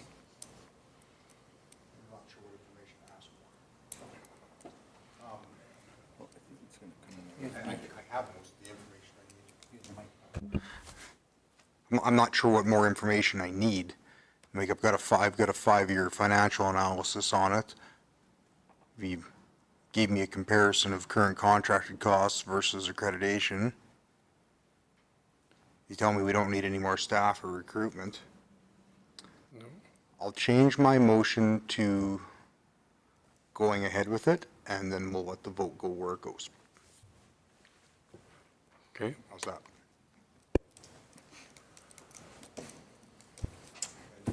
Say yes or no.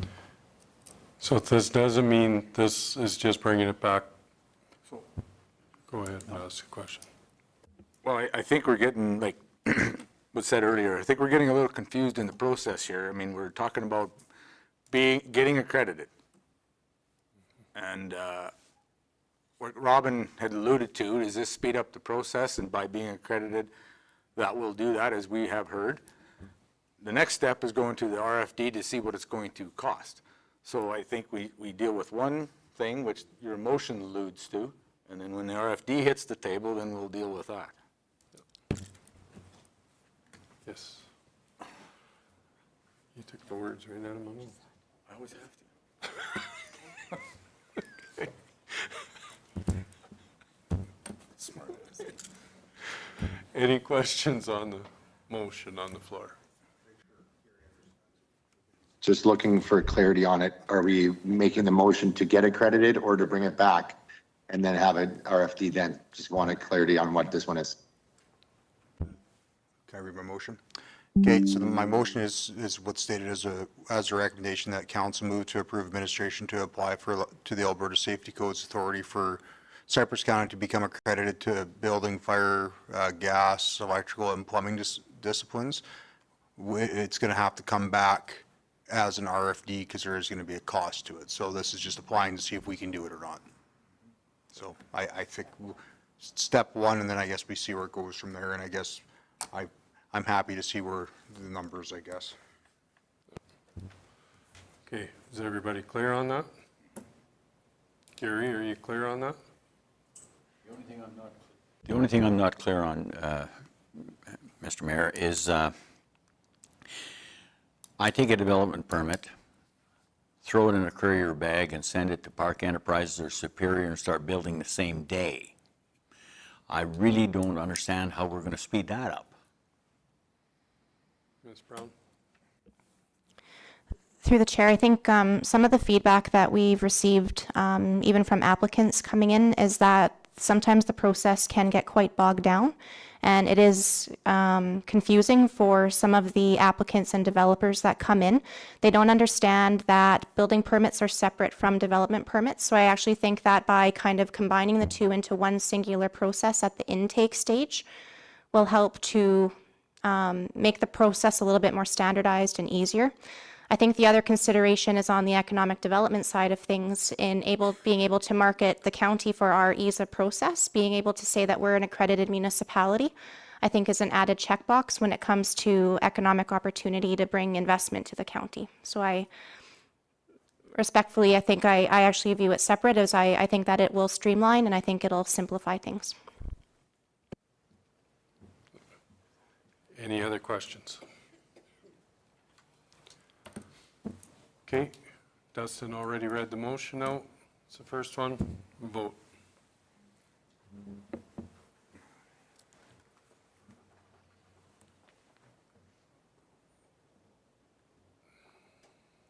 That's carried. Whew, I told you take a long time up there.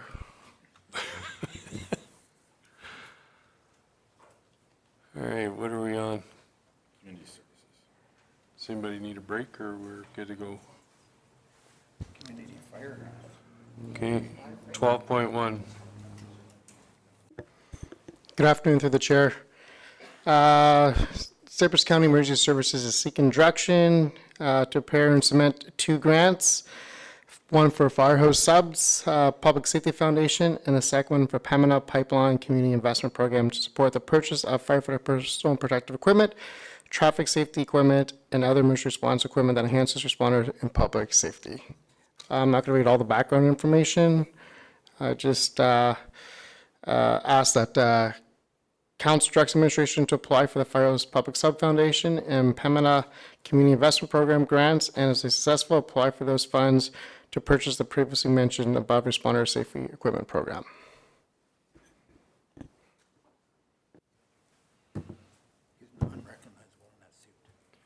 I know. I noticed his- Mr. Want is moving. Recommendation, number 1. Any Mr. Mayor, questions? just a point of privilege. Go ahead. If the fire chief could turn around for a second, is he in a suit? He looks good. Very nice. Wow. We call him Acting Joe. He's a little red in the, Just call him Little over Joe. top of the blues. Little Joe. Looking handsome. Okay. Go ahead. Mike? Not yet, he's asking a question. The question I want to know is, how's that water tank going down south of Sage Creek? It's got nothing to do with it. Through the, Yeah, it's got nothing to do with the, that's what I said. Yeah. I could. Ay. When he wakes up, he just comes up with questions. Okay, motion on the floor. Wake up. Vote.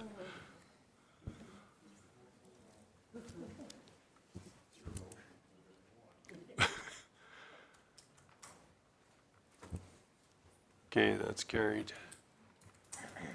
We're on to Urban Complex Budget Amendment 12.2.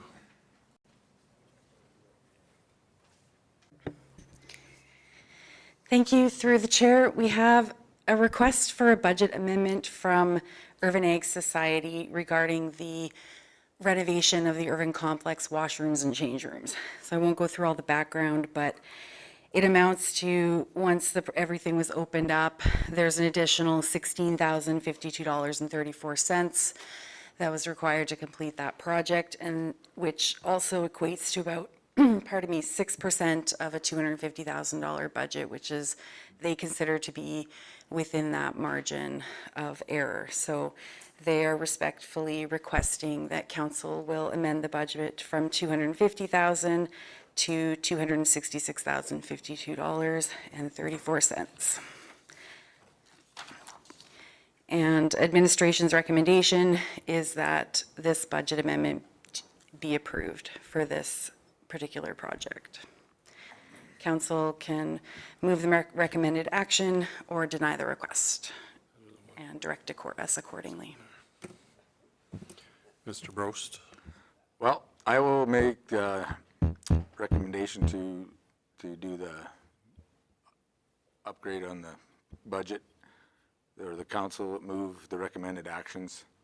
Due to the fact that in any construction project, there's usually unforeseen things that come up as you're tearing out old and replacing new. So unfortunately, there's a little bit added to the cost, but it's less than 10% of the project, so I will approve it.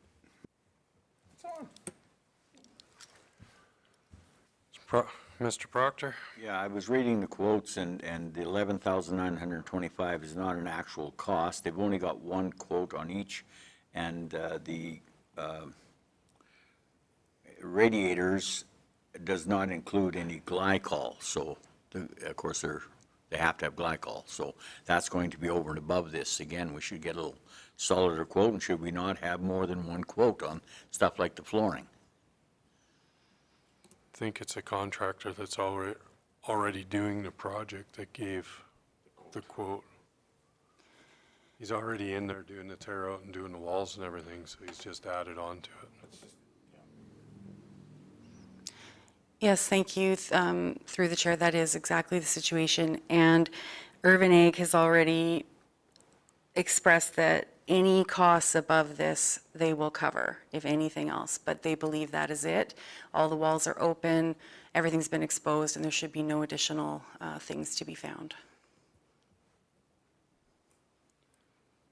I'm good with it if this is the last one. If they're covering the rest, I'm good with it. This one. Any more questions on the motion? Vote.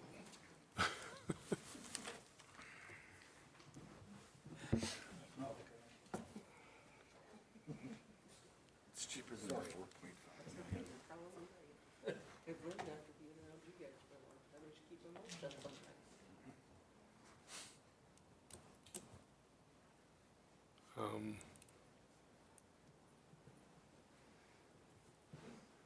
We're making an answer here soon. We don't know yet. No. There we go. That's carried. Thank you. It's okay. Seen you were on a mouse trip holiday there, running around. 12.3, building community strong. Good afternoon, through the chair. Administration is seeking council's approval to submit an application and/or an expression of interest for the Dunmore Recreation Facility project to the Building Community Strong Fund direct delivery stream. The Government of Canada has introduced the Building Community Strong Fund to support investments in public infrastructure that strengthen communities and regional economies. Under the direct delivery stream, municipalities can apply directly to the federal government for funding for eligible community infrastructure projects, including recreation and sport facilities.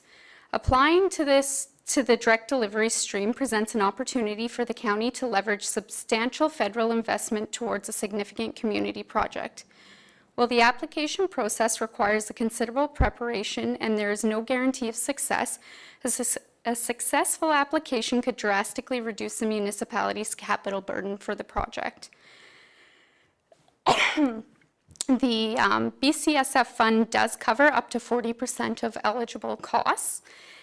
And although in the RFD we had mentioned that we were looking and put together an aggressive delivery schedule for the application, we've come to realize that we don't have quite all of the information required for an application, but we can go forward with the expression of interest. So we would like to shift to submitting an expression of interest and working with the federal government on the next steps from there and where that would go. So administration's recommendation at this time is that council direct administration to proceed with an application and/or submitting an expression of interest to the Building Community Strong Fund direct delivery stream to secure grant funding for the Dunmore Recreation Facility project. And the reason that we have left both to proceed with an application and/or submitting an expression of interest is so that we don't have to come back if they like the expression of interest and we can go forward with an application. Makes sense. Mr. Ritz, just moving it. Do you have anything to say here? Just you moving it? Do you have anything to say? I recommend that we move this. I got a comment that I really think this will go through because we have a guy on FCM that can maybe, when he's in Ottawa, really push it through. Not mentioning any names. Not mentioning any names. On that note, Mr. Kirby-White? Thank you, Mr. Mayor and all of council. Steve and I, we talked about this a little bit there last week as well. And my question for Lacey is, you mentioned the direct delivery stream. There are 2 or 3 other streams that are there as well. And I'm just curious if you guys have looked at whether any of those other ones apply as well. I think there's a rural and remote stream that may have some possibilities too. I was just kind of curious if you guys have looked into some of the other ones as well. Through the chair, we have explored the entire grant. So the Building Communities Strong Fund is a rename of, I think it was a different grant in the prior years. They have 3 different streams. That was the Build in Canada building, or the Community That's Building not- Fund was the yeah. previous one, yeah. So they have a provincial funding stream where they send money directly to the provinces to allocate. They have the direct delivery stream, which is for large capital projects. And then they have what they've labeled as the community stream, which is labeled for projects between $250,000 to $1 million. However, in further exploration of that stream for some other projects we were looking at, that money is directed specifically to the provinces, and in Alberta, the province actually allocates that out. So we have an allocation under that fund that we can add projects to. However, I think for the year, or for 2026, it was just over $500,000. The direct delivery would require us to take this, if we were successful and the federal government wanted to go forward with an agreement to fund, we would have to take that agreement to the provincial government for approval prior to us being able to sign off on an actual grant and funding for the project. Awesome. Yeah, thank you very much. It's pretty exciting to see the amount of money. Like, I believe it's something like 20 billion that over the next 10 years has been allocated for this fund. And the fact that we have something that is technically, fairly shovel ready gives us that opportunity. So thank you for looking into this, and I will definitely be supporting this. Okay. Any other questions or comments? Mr. Ritz has moved recommendation number 1. Vote.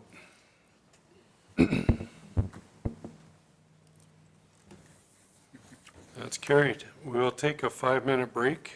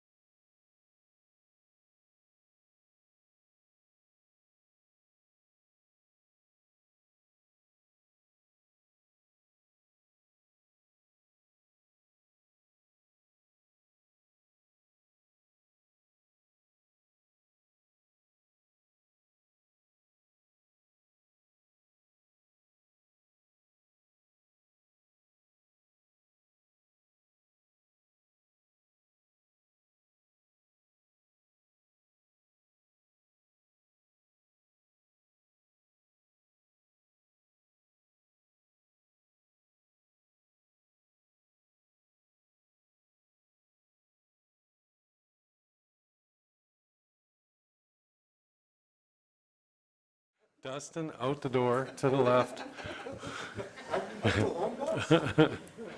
Okay, I'll call the meeting back to order. 12.4, the quarterly report. So it's going to be a little different today on the quarterlies. They're going to give us a couple of highlights on what they feel is good in the report. And if you have any other questions on the report, you can ask them at this point, but they are not going to go through everything like they used to. So they're just going to bring out the couple of highlights. Well, if there's something you want, you ask. Ag report. Any questions? Atta girl. Short and sweet. Okay, thank you, through the chair. So it's, are you running that? Okay, I'm just gonna say that June was really wet. It's either been rain or wind, so we didn't get much sprayed, but they've been doing an awful lot of digging and pulling and that kind of thing. So there's some cool shots there of baby's breath. Nodding thistle, it's a beautiful plant that is about 5 feet high. Pale yellow iris is in the creek, so they've pulled that out. And salt lever is still very tiny, so we're going to go and keep inspecting until we can actually see it a little bit better. And then I'll just highlight a strychnine update quickly. Strychnine was reinstated by the PMRA, which is now the PMD. It took a long time to get the raw product. The first round has been manufactured and distribution has began. We currently do not have any product yet, so there's nothing here to get. But in there, it's got all the eligibility and authorization requirements that producers must go through in order to purchase when and if it will be available. So that's kind of just a quick rundown. Is there any questions on that? Any questions for Lisa? I got one question. Did we get to do any, I know it's rained a lot, but with the salt lever problem of the weed up in. Sorry, did we what with it? Did we get to go do any picking or look at it, any of the? No, because it's very small, so we're waiting until we can actually see it. So another maybe quick update, we've got information now that drones are legal to spray according to the federal government, as long as there's aerial application on the labels. So the provincial governments will have to do all their regulations and whatever they're going to do with that before we could use that. And of course, we don't have a spray drone yet, but that's very good news. I just had that information last week. My question is related to weeds too. Okay, it says that baby's breath is a noxious weed. Is that the same baby's breath that comes in the wildflower packages? Yes, often it is. Okay, because I've seen just this spring alone, lots of people have got wildflowers planted, and I keep telling them, don't plant that stuff. But and I see baby's breath. So I was just curious if it was different, if it was the same stuff. It's the same. Unfortunately, there's a lot of noxious weeds in those packets, but people order online and things, and there's no control really. Yeah, and the general public has no idea. They're assuming that it's all safe, and that's why they're in packages, but they really aren't. Yeah. Thank you. Any further questions? Nice and sweet. Yep. Perfect. Thank you, Lisa. Who's next?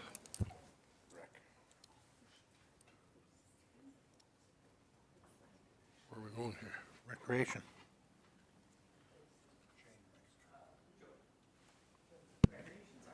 Yeah, that's. Aren't you sick of talking yet?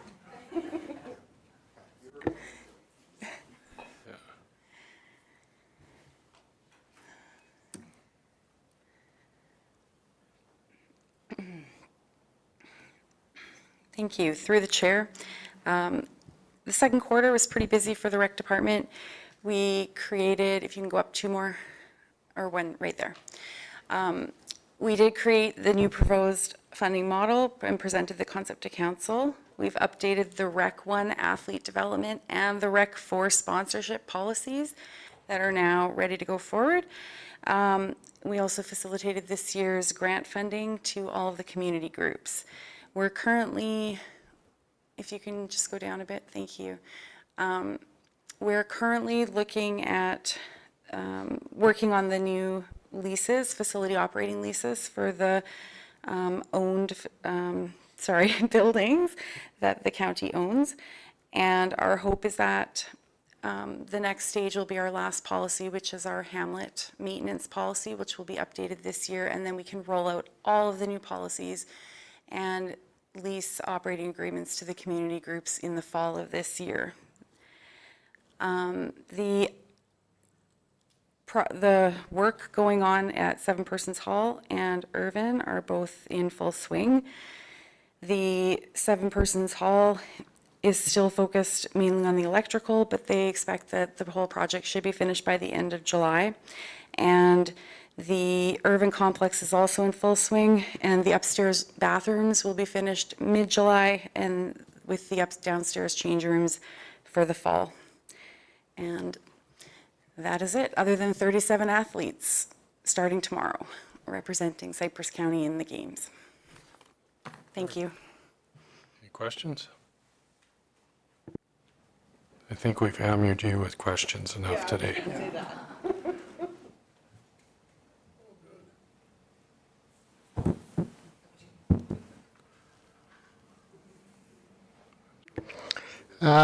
We'll go through the first couple of us. I'm not going to bother with that.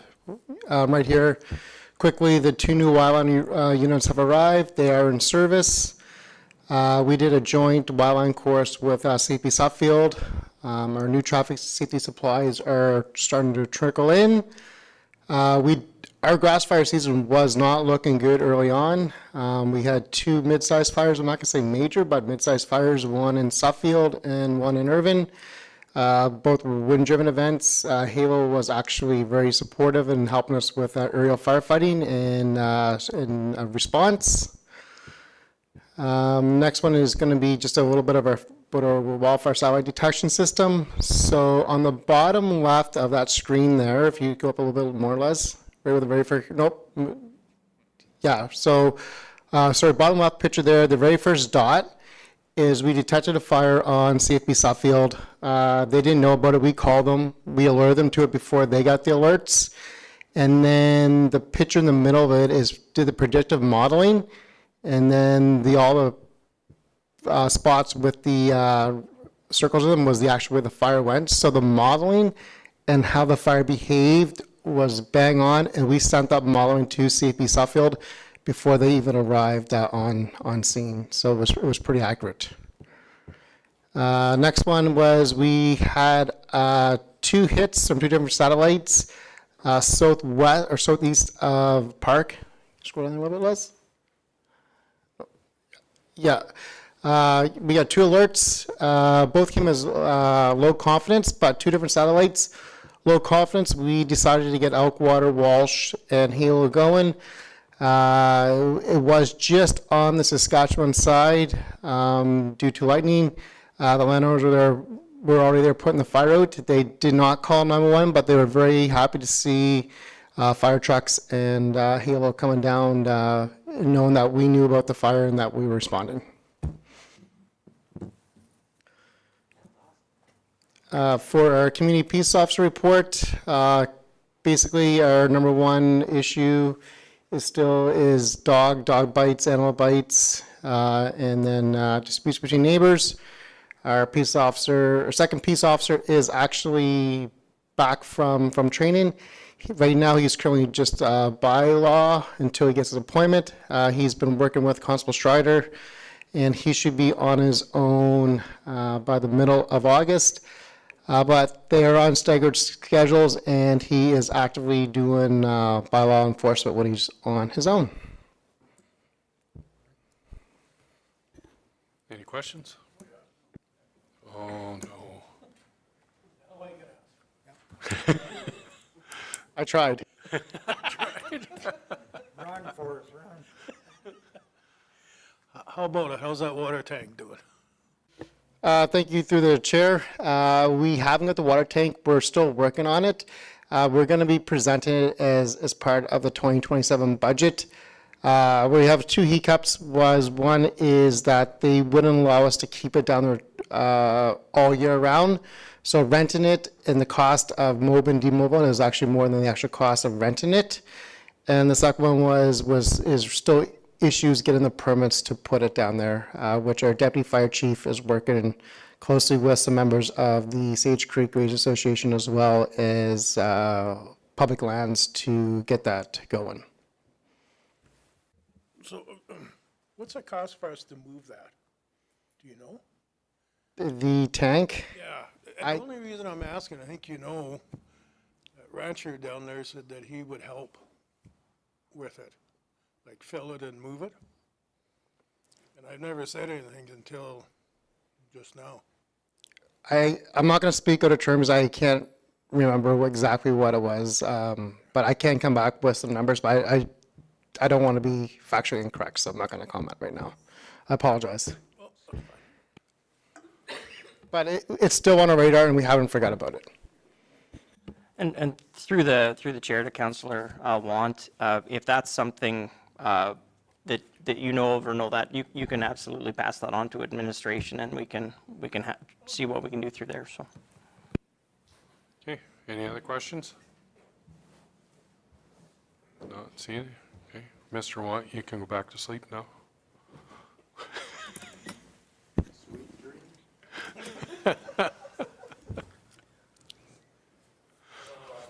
You're up. That I'm going to be napping in my chair. Oh, I'm not sitting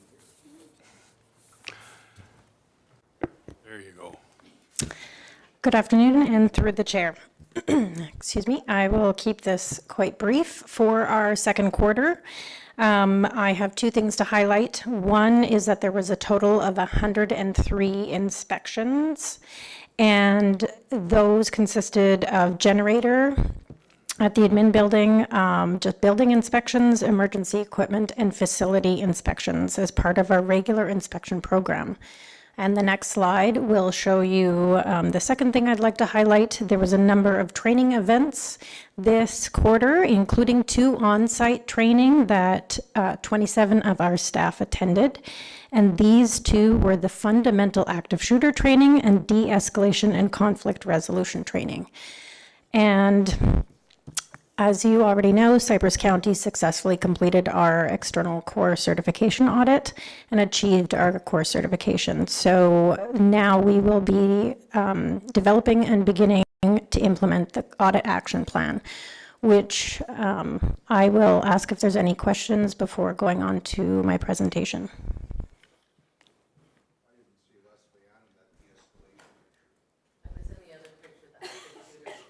The active shooter. Yeah. Oh, good one. Were you the active shooter? Because it sure wouldn't de-escalate. Okay. Thank you. I will, I'll just actually go to the second slide if you can. I will make this very brief. You have the slides in front of you. So as you know, we did pass our core audit, and this is an important milestone, but I wanted to briefly speak about the concept that really makes our health and safety management system work day to day, and that is the internal responsibility system. So this is based on the idea that everyone has a role in health and safety. So it's not owned by one person, one department, or one checklist. So what is, in the next slide, what is interesting about this concept is that most of us actually already participate in this in our days, even without knowing it. So if someone's on a ladder, we may offer to help. If we see a friend or family member about to do something that does not look safe, we speak up. We teach our children how to do things safely all the time. So in those moments, we are recognizing risk, we're communicating a concern, and we're trying to prevent someone from getting hurt.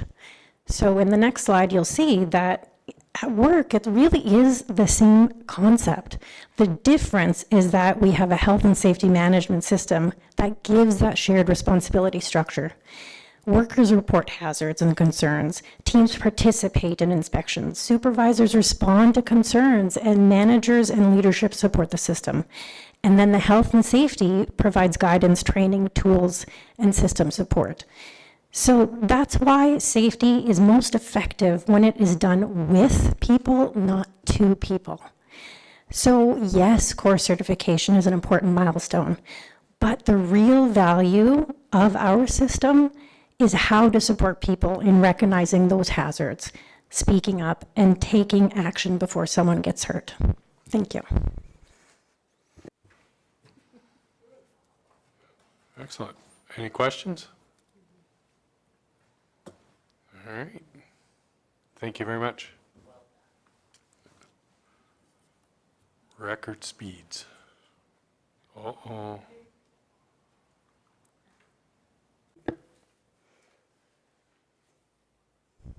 right. We are on to the 2026-20. Good afternoon. Council is being presented with a proposed bylaw 2026-20 borrowing for approval. Cypress County has a $10 million credit facility at ATB Financial. It is repayable upon demand at an interest rate not to exceed 10%, and administration is seeking to reduce the available principal to $4.5 million, as the line of credit hasn't been used since 2024. We feel it's beneficial to have the credit facility as a bridge to pay expenses in the first few months of a calendar year prior to the levy at the end of May should we run short on funds. The credit facility avoids the premature cashing of any investments to help with operational and capital cash flow. Although administration still does not anticipate on utilizing this line of credit this year. Administration's recommendation is that council move all three readings of the bylaw 2026-20 borrowing.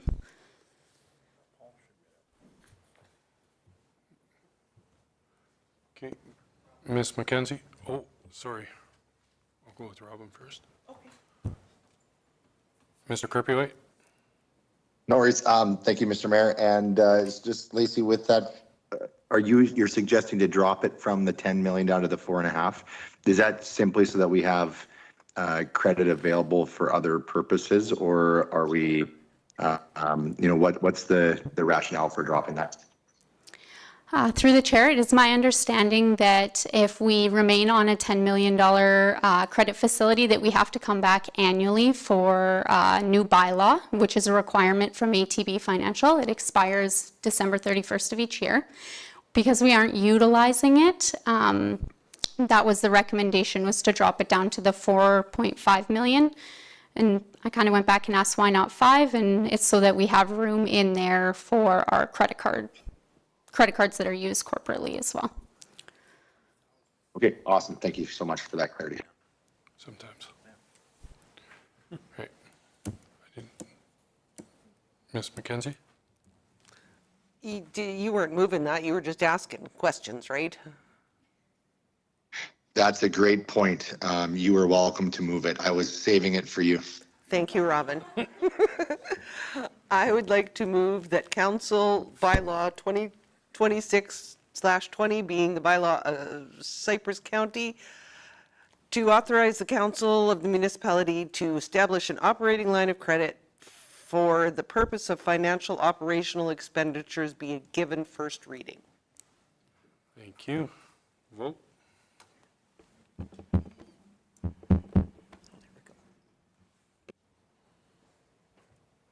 Oh, somebody wake Lloyd up. There we go. Mr. Mayor, I'd be happy to move second reading. Okay. Oh, you have to read it all out too. No. Any questions on it? Vote. Carried. Dustin's moving to have third unanimous. Vote.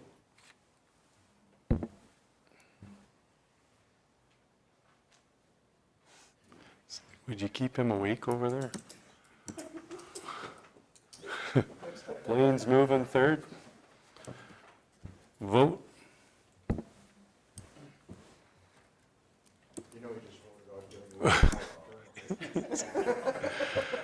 That is carried. Okay, 13.2, tax refund. Through the chair, administration is seeking council's direction regarding an email from Sharon Debler with 573117 Alberta Limited to have a partial refund of past taxes from 2019 to 2025 due to being taxed at the non-residential tax rate when the property should have been taxed at a small business rate. The small business tax rate came into effect for the 2019 tax year based on bylaw 2018-19. Cypress County received the business directory application form in October 2018, which states that 573117 Alberta Limited was considered a small business. There is an additional business operating on the property that also has under 50 employees, making the property eligible for the small business tax rate. Due to the tax rate error levied against the property, administration has calculated the following refund. Over the various years, the total refund would be $6,388.34. And administration is recommending that council direct administration to refund 573117 Alberta Limited $6,388.34. However, the resolution has changed because we have to have the tax roll number in there. So the council approves the request to refund $6,388.34 representing the overcharged property taxes from 2019 to 2025 due to incorrect assessment classification for roll 24572,700. Mr. Kirpyway? Yeah, I'll move.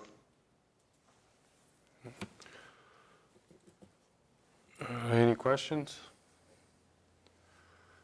The only thing I want to bring up is we've had this in the past and we said no to it because it was up to those people to check their taxes, and that was the major reason why we said no, is it's up to you every year to check your taxes and come forward and make the argument at that point of time. And I do believe when we did that statement back then, we only allowed for the current year because that was the current year or just the previous year, because that was when the argument was to. So we were trying not to set a precedence back then. Are we changing that now, and does that conflict with what we did back then? That's my question. Mr. Taves. Thank you, Mayor Hamilton. I can add a little bit of extra context why this may not be a precedent setting. In the instance when somebody comes to realize something was incorrect in their assessment, it is 100% the assessed person's responsibility. In this instance, the property owner did exactly as they should have. The information that was provided to the assessor was missed back in 2018. So this one is all on, at the time, me for missing it. So, yeah, but they had done everything required of them. Out of Steve's wages. I second that motion. Okay, I'm just clarifying what happened in the past. So if we are definitely taking this one on the chin because it was our mistake. Yeah, and Assessor Schultz is here for other information if there's any other detail that council requires about it. But No, I'm good with the clarification. Any questions or comments? Vote. That's a good catch, missing Steve, or catching Steve's screw up. Okay, that's carried. 13.3.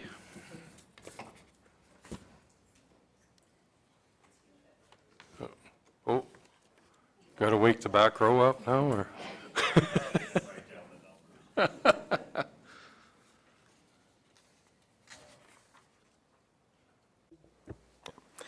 Through the chair, I'm here to seek council's direction to address roof leaks on the county's sand shed caused by a heavy wind event. So following an insurance claim and a subsequent assessor investigation, it was determined that significant tearing along the north end of the roof of the sand shed was a result of the wind. At the time of the investigation, it was also noted that the remainder of the roof is showing signs of damage.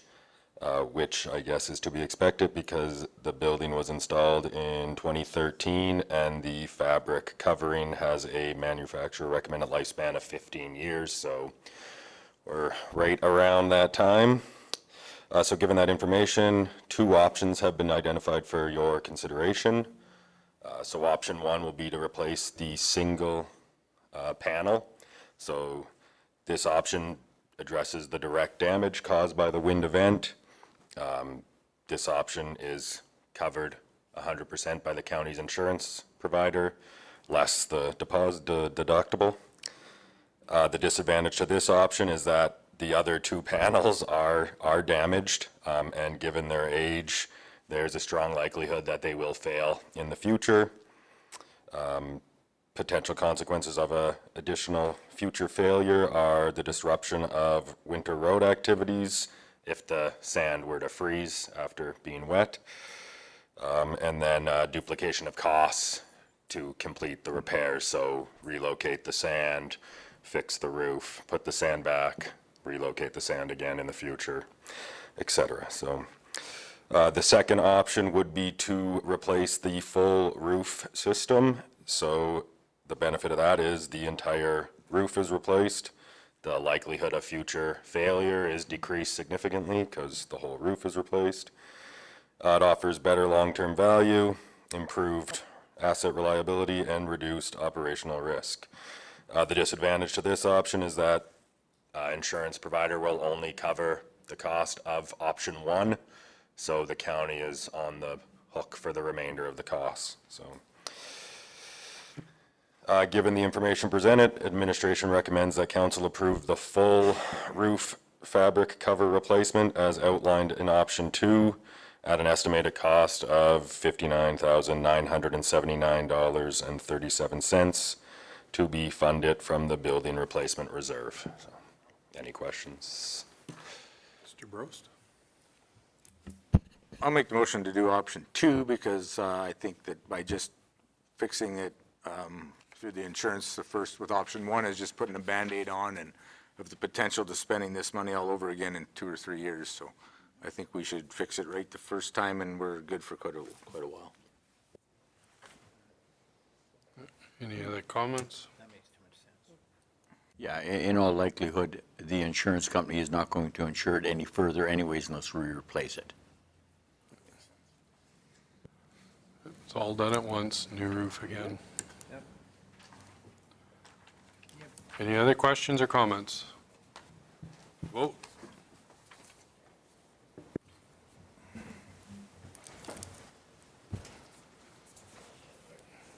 Okay, that's carried. We are on to 14.1. 2026 Bridge and Culvert Program.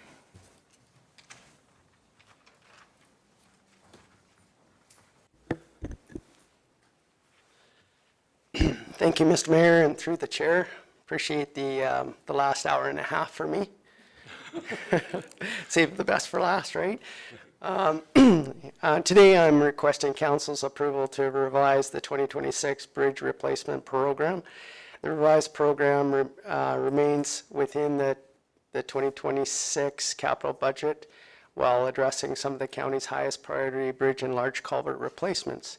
These projects help ensure our roads maintain safe and reliable for residents, emergency services, schools, buses, and industry.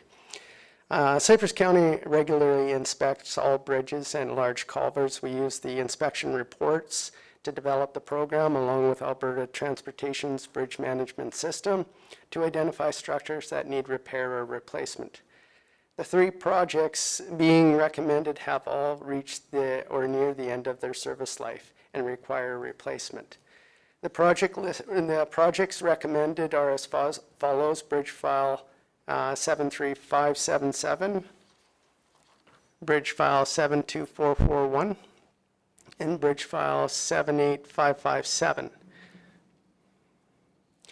The total cost of the is approximately $1.277 million. This is below the approved capital budget of $1.6 million. And on June 17th, we received a good news letter from the province approving 2 of these structures as being 75% funded from our application submitted late last year. The province will contribute approximately $605,000 through the STIP program for the 2. So in summary, the Cypress County contribution will be approximately $622,000 and would be funded from the Infrastructure and Construction Reserve Fund.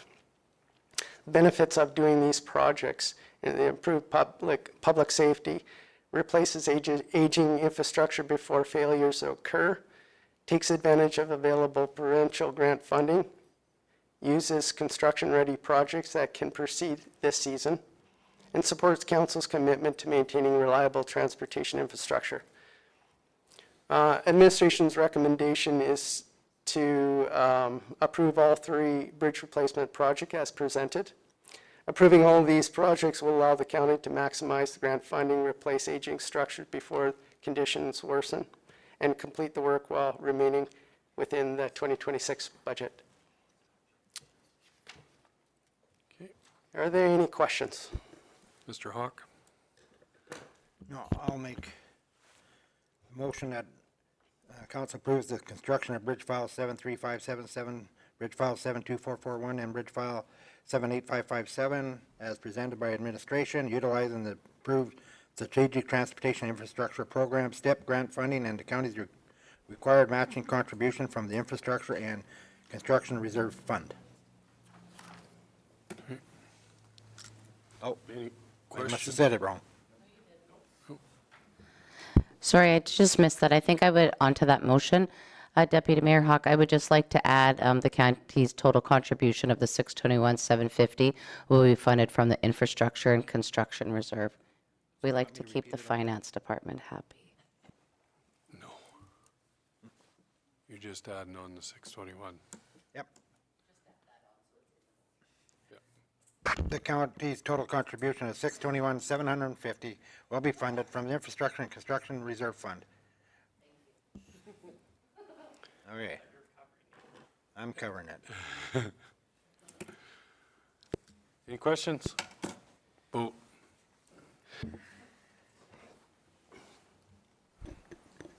It's carried. 14.2. Thank you, Mr. Mayor. This is related to the Dunmore Wastewater Servicing Project. Today, I'm requesting council's approval to award the engineering consulting services for the Dunmore Wastewater Servicing Project to MPE Engineering and approve an $800,000 budget for planning and design funded out of the Water and Wastewater Reserve Fund. This project will provide a long-term wastewater solution for the hamlet of Dunmore and support future residential, commercial, and industrial growth within our area. The project includes the sanitary sewer lift station, transmission line of sanitary, a new wastewater treatment lagoon. The engineering consultant will provide all services required to move the project from planning and design through construction, including design, geotechnical investigation, land services, tendering, contract administration, and construction inspection. 3 qualified engineering firms submitted proposals. After evaluating experience, technical approach, project team, and cost, MPE ranked first within a score of 97% on the technical score, while also providing the lowest fee at $759,042. Administration is confident MPE Engineering provides the best value overall for the Cypress County for this project. In the budget review, I've included the previous study that was presented and provided by MPE Engineering. The total project is estimated at $10.56 million. The engineering fee represents approximately 7.2% of the total project costs, which is consistent with industry standard for projects like this. Administration is requesting a total of $800,000 planning and design budget for this initiative phase of the project, which includes the engineering contract and a contingency for third-party costs and unforeseen planning during the contract or the design phase. Just to note, land acquisition is not included in this budget, and we will bring that forward to council at a later date for a decision. Recommendation that council supports or that this project supports council's strategic plan by investing in essential infrastructure supporting future growth and positioning the county for future grant opportunities. Administration recommends that council award the engineering to MPE and approves $800,000 budget for planning and design funded out of the Water and Wastewater Reserve Fund. I'd be happy to take any questions at this time. Any questions on it? Somebody want to move it? Mr. Ritz is moving it. Yeah, I guess you better. Oh, use your mic. I move that we pass the recommended motion that council award the engineering consulting services for the Dunmore wastewater servicing project to MPE Engineering. And Okay, number two, just one at a time. just one at a time? Okay. Thank you. Any questions on that? Vote.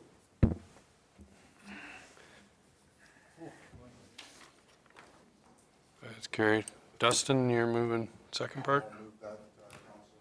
I'll move that council approve the planning design stage budget of $800,000 to be funded from the Water and Wastewater Reserve Fund. Thank you. Any questions? Vote. Carried. Right. You're all stressed out over nothing there, Mr. Jacobs. 14.3. Well, thank you, Mr. Mayor, and through the chair, and thank you, Leslie Ann, for being in control of this presentation and keep us rolling along. The second quarter operations report provides council with an overview of key activities, accomplishments, and operational performances across utilities, transportation fleet, and facilities from April to June 2026. The report highlights significant initiatives, capital project progress, and service delivery updates that support the county's strategic priorities and commitment to reliable municipal services. Just highlighting a few projects and going through here. We are complete on this project. This is the Sufford Water Project. It's in service and everything is working well. We do have a commissioning stage with the contractor for a few more months and obviously the warranty period, but we're very happy how this project turned out. It was well managed and budget control, everything ticked the box as a successful project. In general, preventative maintenance was provided through all the water infrastructure projects. I just listed out a little bit more there. There was a water leak in Irvin that was repaired during that period. Okay, continue on.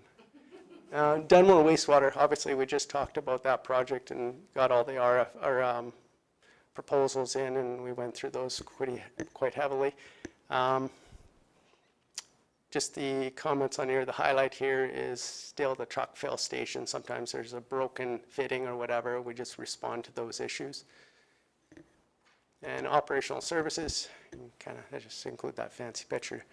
That's actually the black and white trail that has started right now. Our internal staff salvaged the oil on that project. So that's a 2-kilometer grading project with a bridge culvert installation. And two of the bridge culverts were completed last quarter. Okay. Maintenance, this was a good one, 3.1 kilometers of road reclaimed back to gravel from oil. This is the 202 up by the gas plants there. We no longer have to go up there regularly to repair that section of road, and there's some small sections up there in those areas that were returned to gravel. You can keep on going. General service levels completed throughout those phases. We got the campgrounds ready to go. One note, as of 2 days ago, we had significant windstorm at Sandy Point that trees were uprooted and potential damage to one of the buildings with a tree against it. So we're looking into some insurance stuff there, and the guys have been up there today, all day today, getting it back to service. Can I ask a question? You bet. Was there a tornado there that day? I don't know. We went up the next day to do all the maintenance, and we're like, whoa, what just happened through here? Because I got an alert on my phone in Schuler saying to hide in the basement because there was a tornado in the area. But I never heard of any damages until right now. So maybe it was. Good thing you don't have a basement.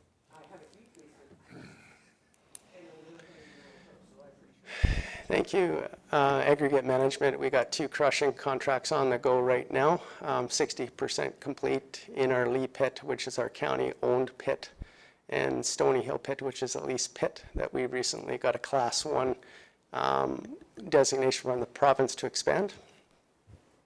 And we did a 1-year inspection on the performance of Bull Trail Hill. This was the road that was oil and required many hours of maintenance through the year due to the material of that hill, and yeah, so the result of this inspection, it's performing very well. No signs of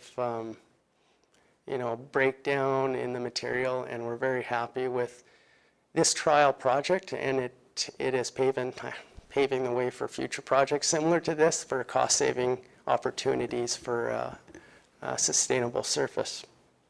Mr. Hawk. Yep. Ken, I want to give you a good hats off with your research and looking forward and looking for new ways of improving our roads. This is showing your knowledge to its finest, because this hill is, I go up and down quite a bit. Up and down to my brother-in-law's quite a few times, and hats off to you in researching out this new technology. Thank you, Councillor Hawk. But that is a group effort from the whole administration. We prioritize ways to saving money and doing things responsibly, so appreciate that. These are permits very, very similar to the last quarter. Transfer site, we're keeping track of numbers there as we go forward. On this one here, the standout ones are the just road concerns. Obviously, the wet, we're still trying to catch up from all the wet June we had here, so hopefully we'll be there soon. I'll just pass over here. This is just the shop stats, and a couple, you've already heard about the fire units. Facilities, we completed all the facility inspections on all of our internal, like water plant buildings and stuff. So at this point, we have all the buildings completed for the asset management program to be developed, which is well underway. Helped corporate services with 2 house demos, one in Hilda, one in Schuler. And the roof was replaced as a capital project identified this year for Schuler Fire Hall. Okay. And I just, as always, I'd like to touch on all the capital project. I wanted to say that through council's approval of 10% of engineering dollars to get projects shelf ready or shovel ready has proved that we have all the projects tendered and awarded for the season. They're tracking all on budget we speak. We're ready to submit STIP funding projects for next year. So with that planning, we're well underway. And those just highlight a couple photos. Dunmore Shelter, we're just waiting for the trees to go in over there. And we recently just talked about the bridge stuff there. Hopefully that was quick enough. I don't know, everybody else was a little shorter.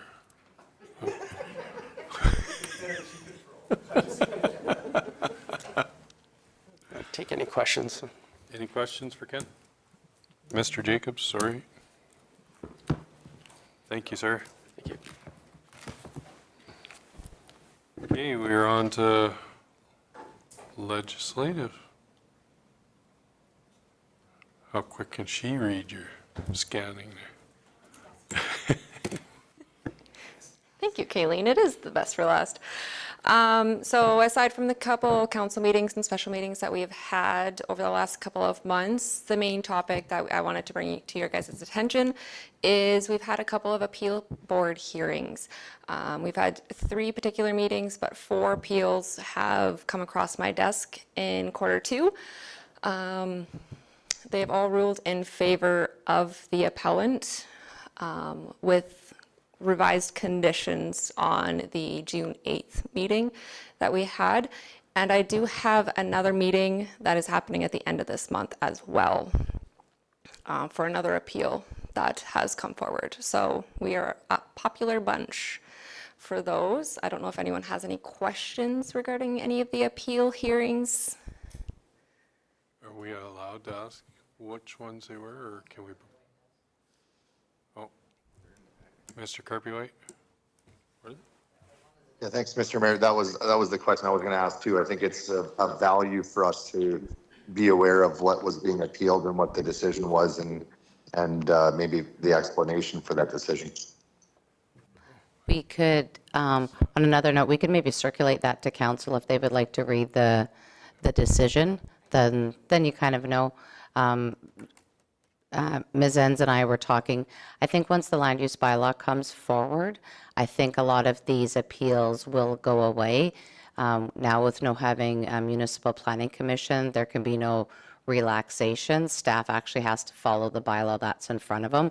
So that's why a lot of these are actually going directly to appeal, where before these would have been presented to the municipal planning commission, they would have done a little bit of a relaxation, where here now staff has to follow the land use bylaw. So we anticipate a lot of these going away.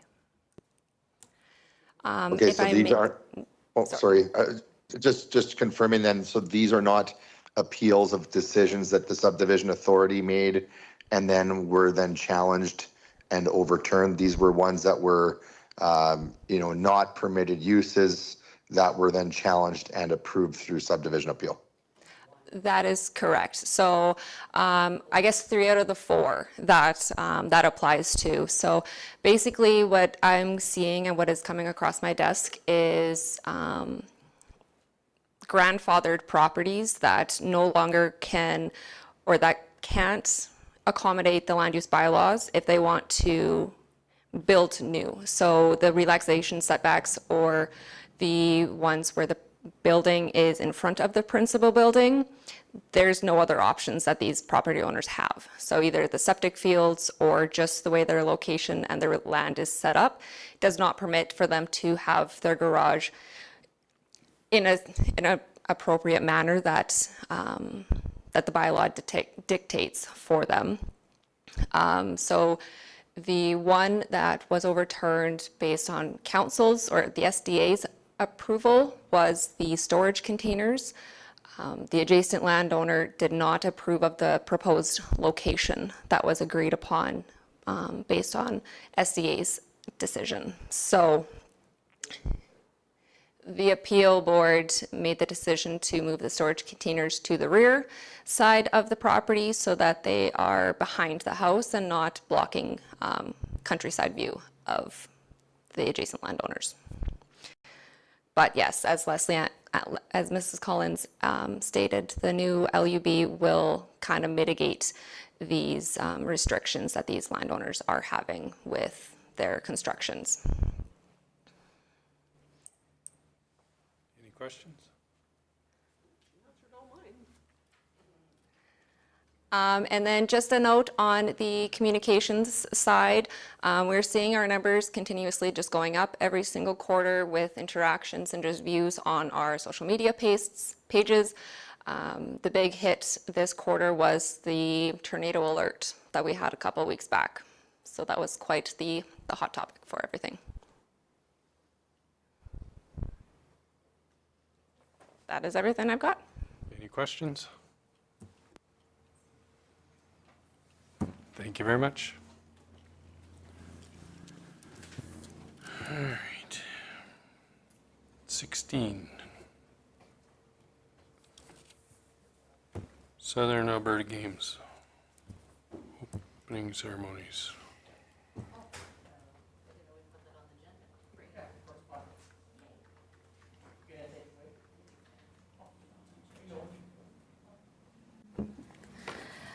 Thank you through the chair.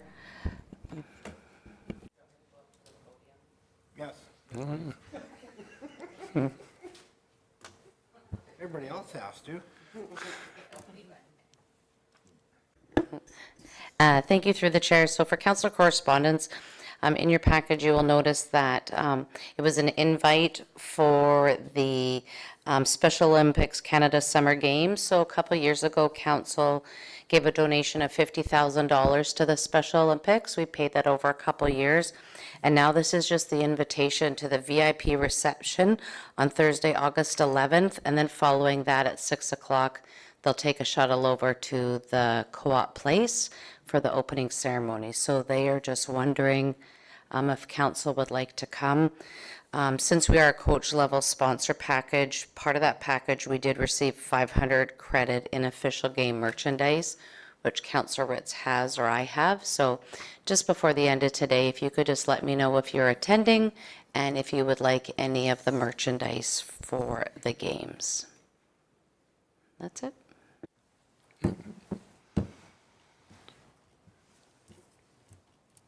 Any questions? All right. Mayor and council reports. So reporting, I can't even think of the name of the, on Sunday there was a gala in Calgary for Devin Dreeshen. I was invited to it. I've been invited the last couple of years, and our MLA was mad at us because nobody went to it. So I made sure I was there this year, and Mr. Kirpywhite was already up there with FCM stuff, so he accompanied me to the gala. It was pretty good. The Premier of Ontario was there, Saskatchewan, Manitoba. They all gave some speeches. They're all working together on the pipeline.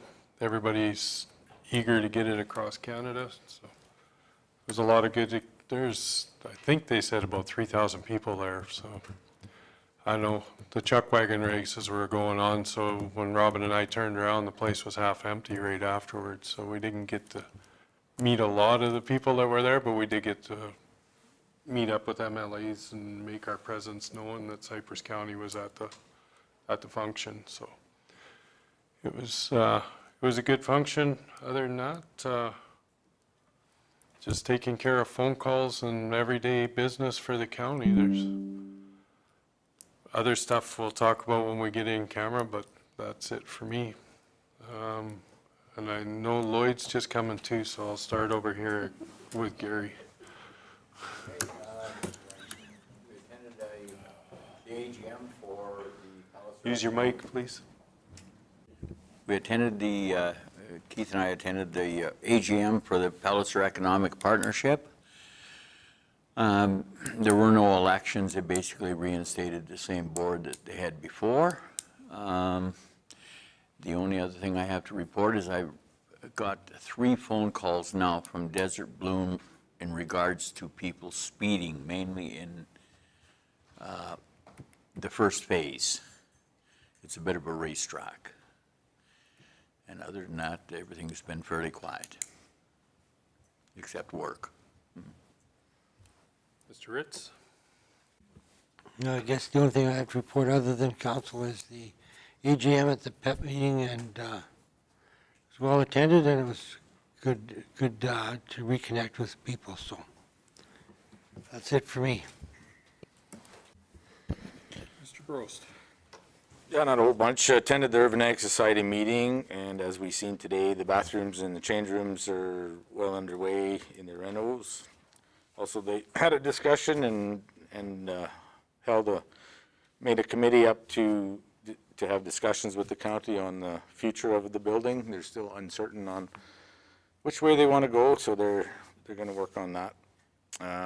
Also, yesterday I attended the Calgary Stampede to chaperone the Stafford family who received their BMO Farm Family Award up there. It was a BMO puts on a great event.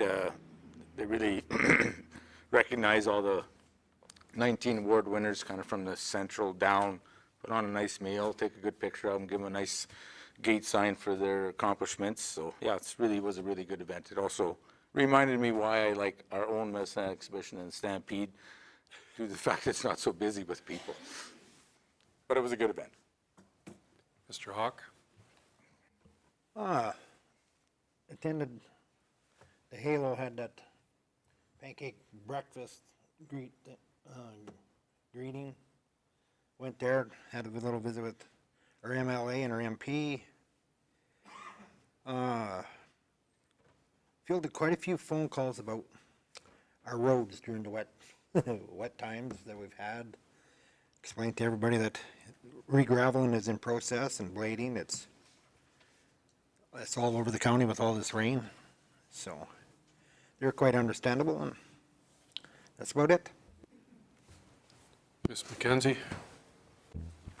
Since the last council meeting, I had a shortgrass board meeting, which is the last one until September, I think, something like that. Had a Cypress View meeting, had an FCSS policy meeting, plus also had a board meeting that I had traveled to Edmonton for.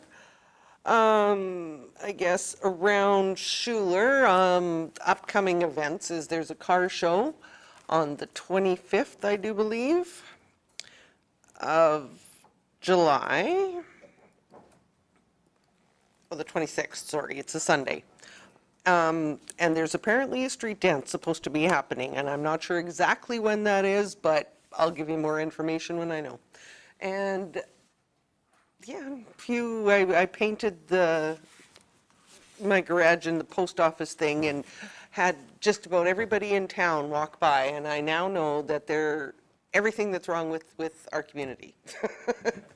But it was good. I loved it. Mr. Vossler? Since the last council meeting, I haven't had any meetings, but we did have a fairly good weather event out in Seven Person, so I had a few things to deal with in that, and thank you to staff for getting the transfer site opened up another day to help accommodate some of the storm damage. Mr. Watt?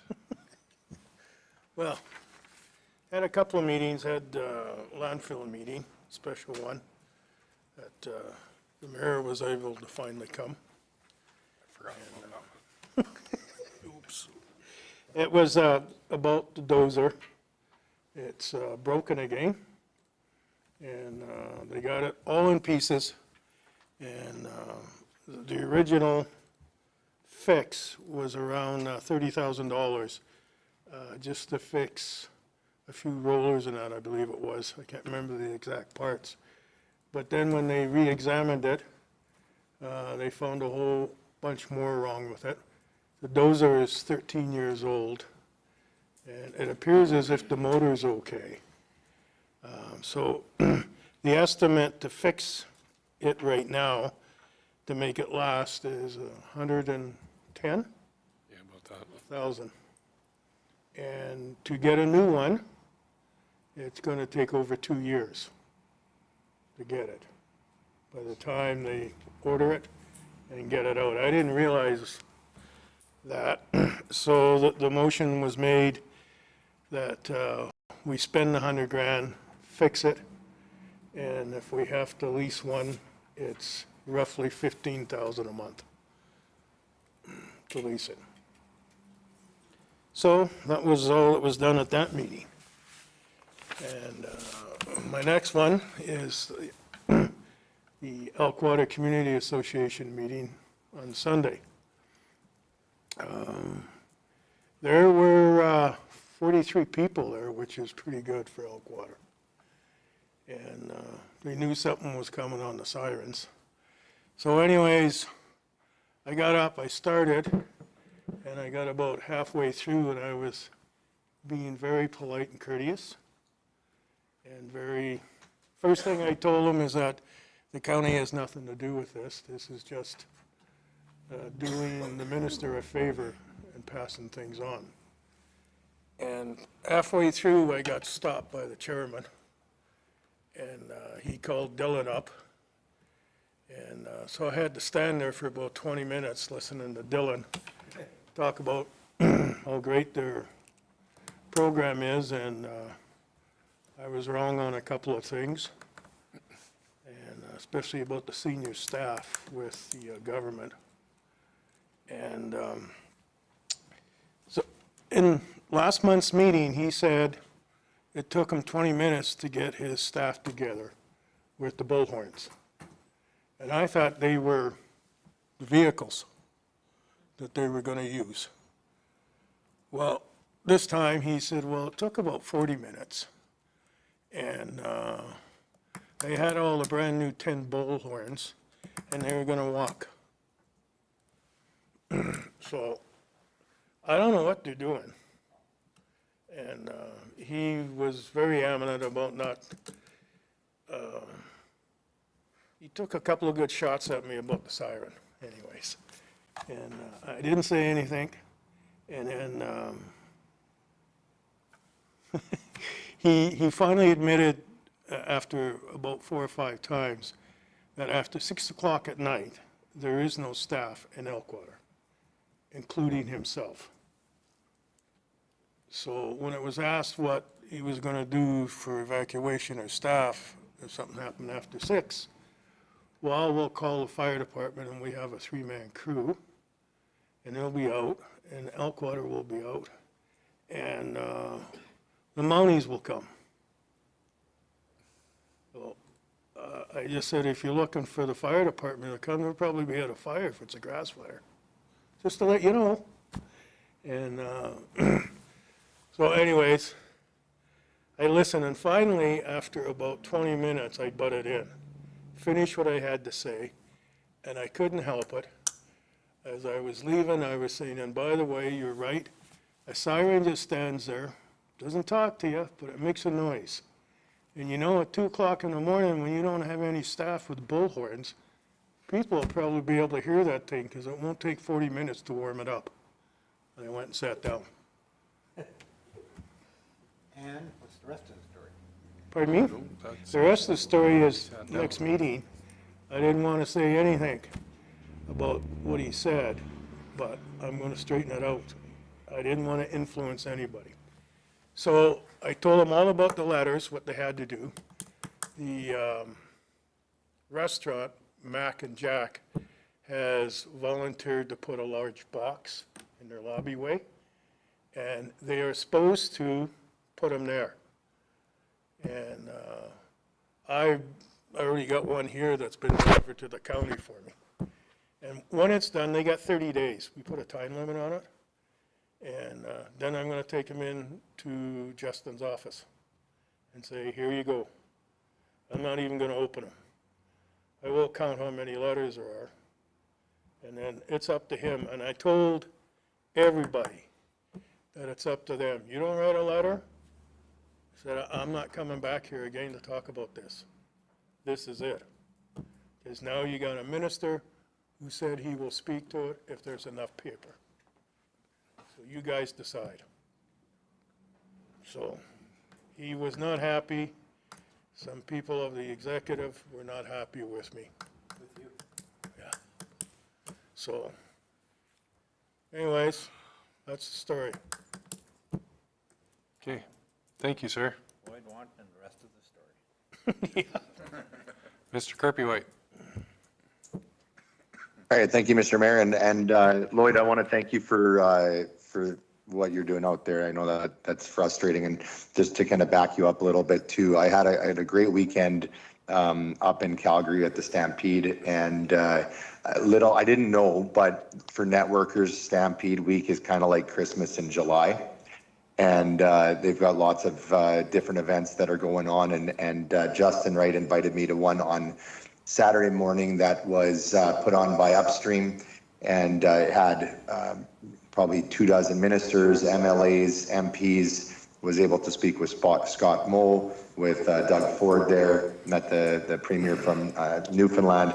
But definitely the highlight of that day for me was having a chance to have about 15 minutes with Todd Lowen, just having a coffee, talking a little bit, and I asked him, I said very, very plainly, I just said, Minister Lowen, we've been working with you guys for 10 years out in Elkwater with regards to this access road, and it's been frustrating that we haven't been able to get this across the line quite yet, and I just honestly, like, is this something that we're gonna be able to get done or what? And he just encouraged me. He said, you know what? It seems like it absolutely should be going faster than it has been. And he asked me to follow up with him and continue kind of reminding him to look at it. Dan and I were able to meet up with him just briefly on Sunday night as well, where he reiterated the same sentiment, just to, you know, stay in touch and continue to bring it up so that they can, that he can stick his nose into it and keep the pressure on. It is frustrating to hear when they say that there's no staff out there after 6, because even to rely on the Mounties to come out, it's like that's an hour and a half from Red Cliff. By the time that the call goes in to get people out there, it's Be all one of them. I think we need to continue to elevate this, and so I would encourage any of our council that whenever they see Minister Lowen at any RMA events, just gently broach this topic to him again, to continue to keep this front of mind for him. I know that he did state that they've got a lot on the go, and that sometimes it never hurts to bring it up again, so that he can keep his finger on the pulse of where his staff are moving and to keep things moving. And we can respectfully, you know, remind him of the fact that we want to see things happening and keep that pressure on him. So in addition to that, attended the FCM and Alberta Council meeting on the Friday night, and then the gala with Dan on the Sunday. So it was good. I don't know if any of you guys have ever attended some of those dinners, and they're basically hospitality suites during Stampede, but I was amazed at the amount of leaders, again, whether it be provincial ministers, federal ministers. I met up with the ag minister for Alberta and from Ontario. Just the concentration of delegates that were there was amazing. So I'm looking forward to doing that again next year. And that's it for now. Oh, I forgot what I was saying. That's okay. Okay. Go ahead. I knew you were going to do that. I was just going to say, they asked me about the road, and I said we pulled the funding.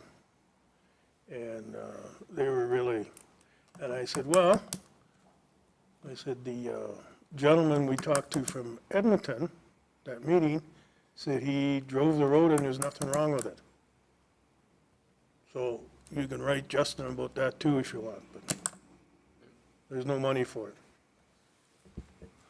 No, it hasn't been in the budget for a couple of years now. Any questions or comments on it?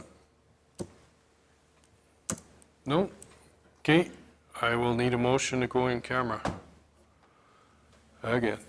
Sure. Look at you guys jump. Ms. McKenzie's made the motion. Vote. Thank you, Anna. Have a good day. See you in August.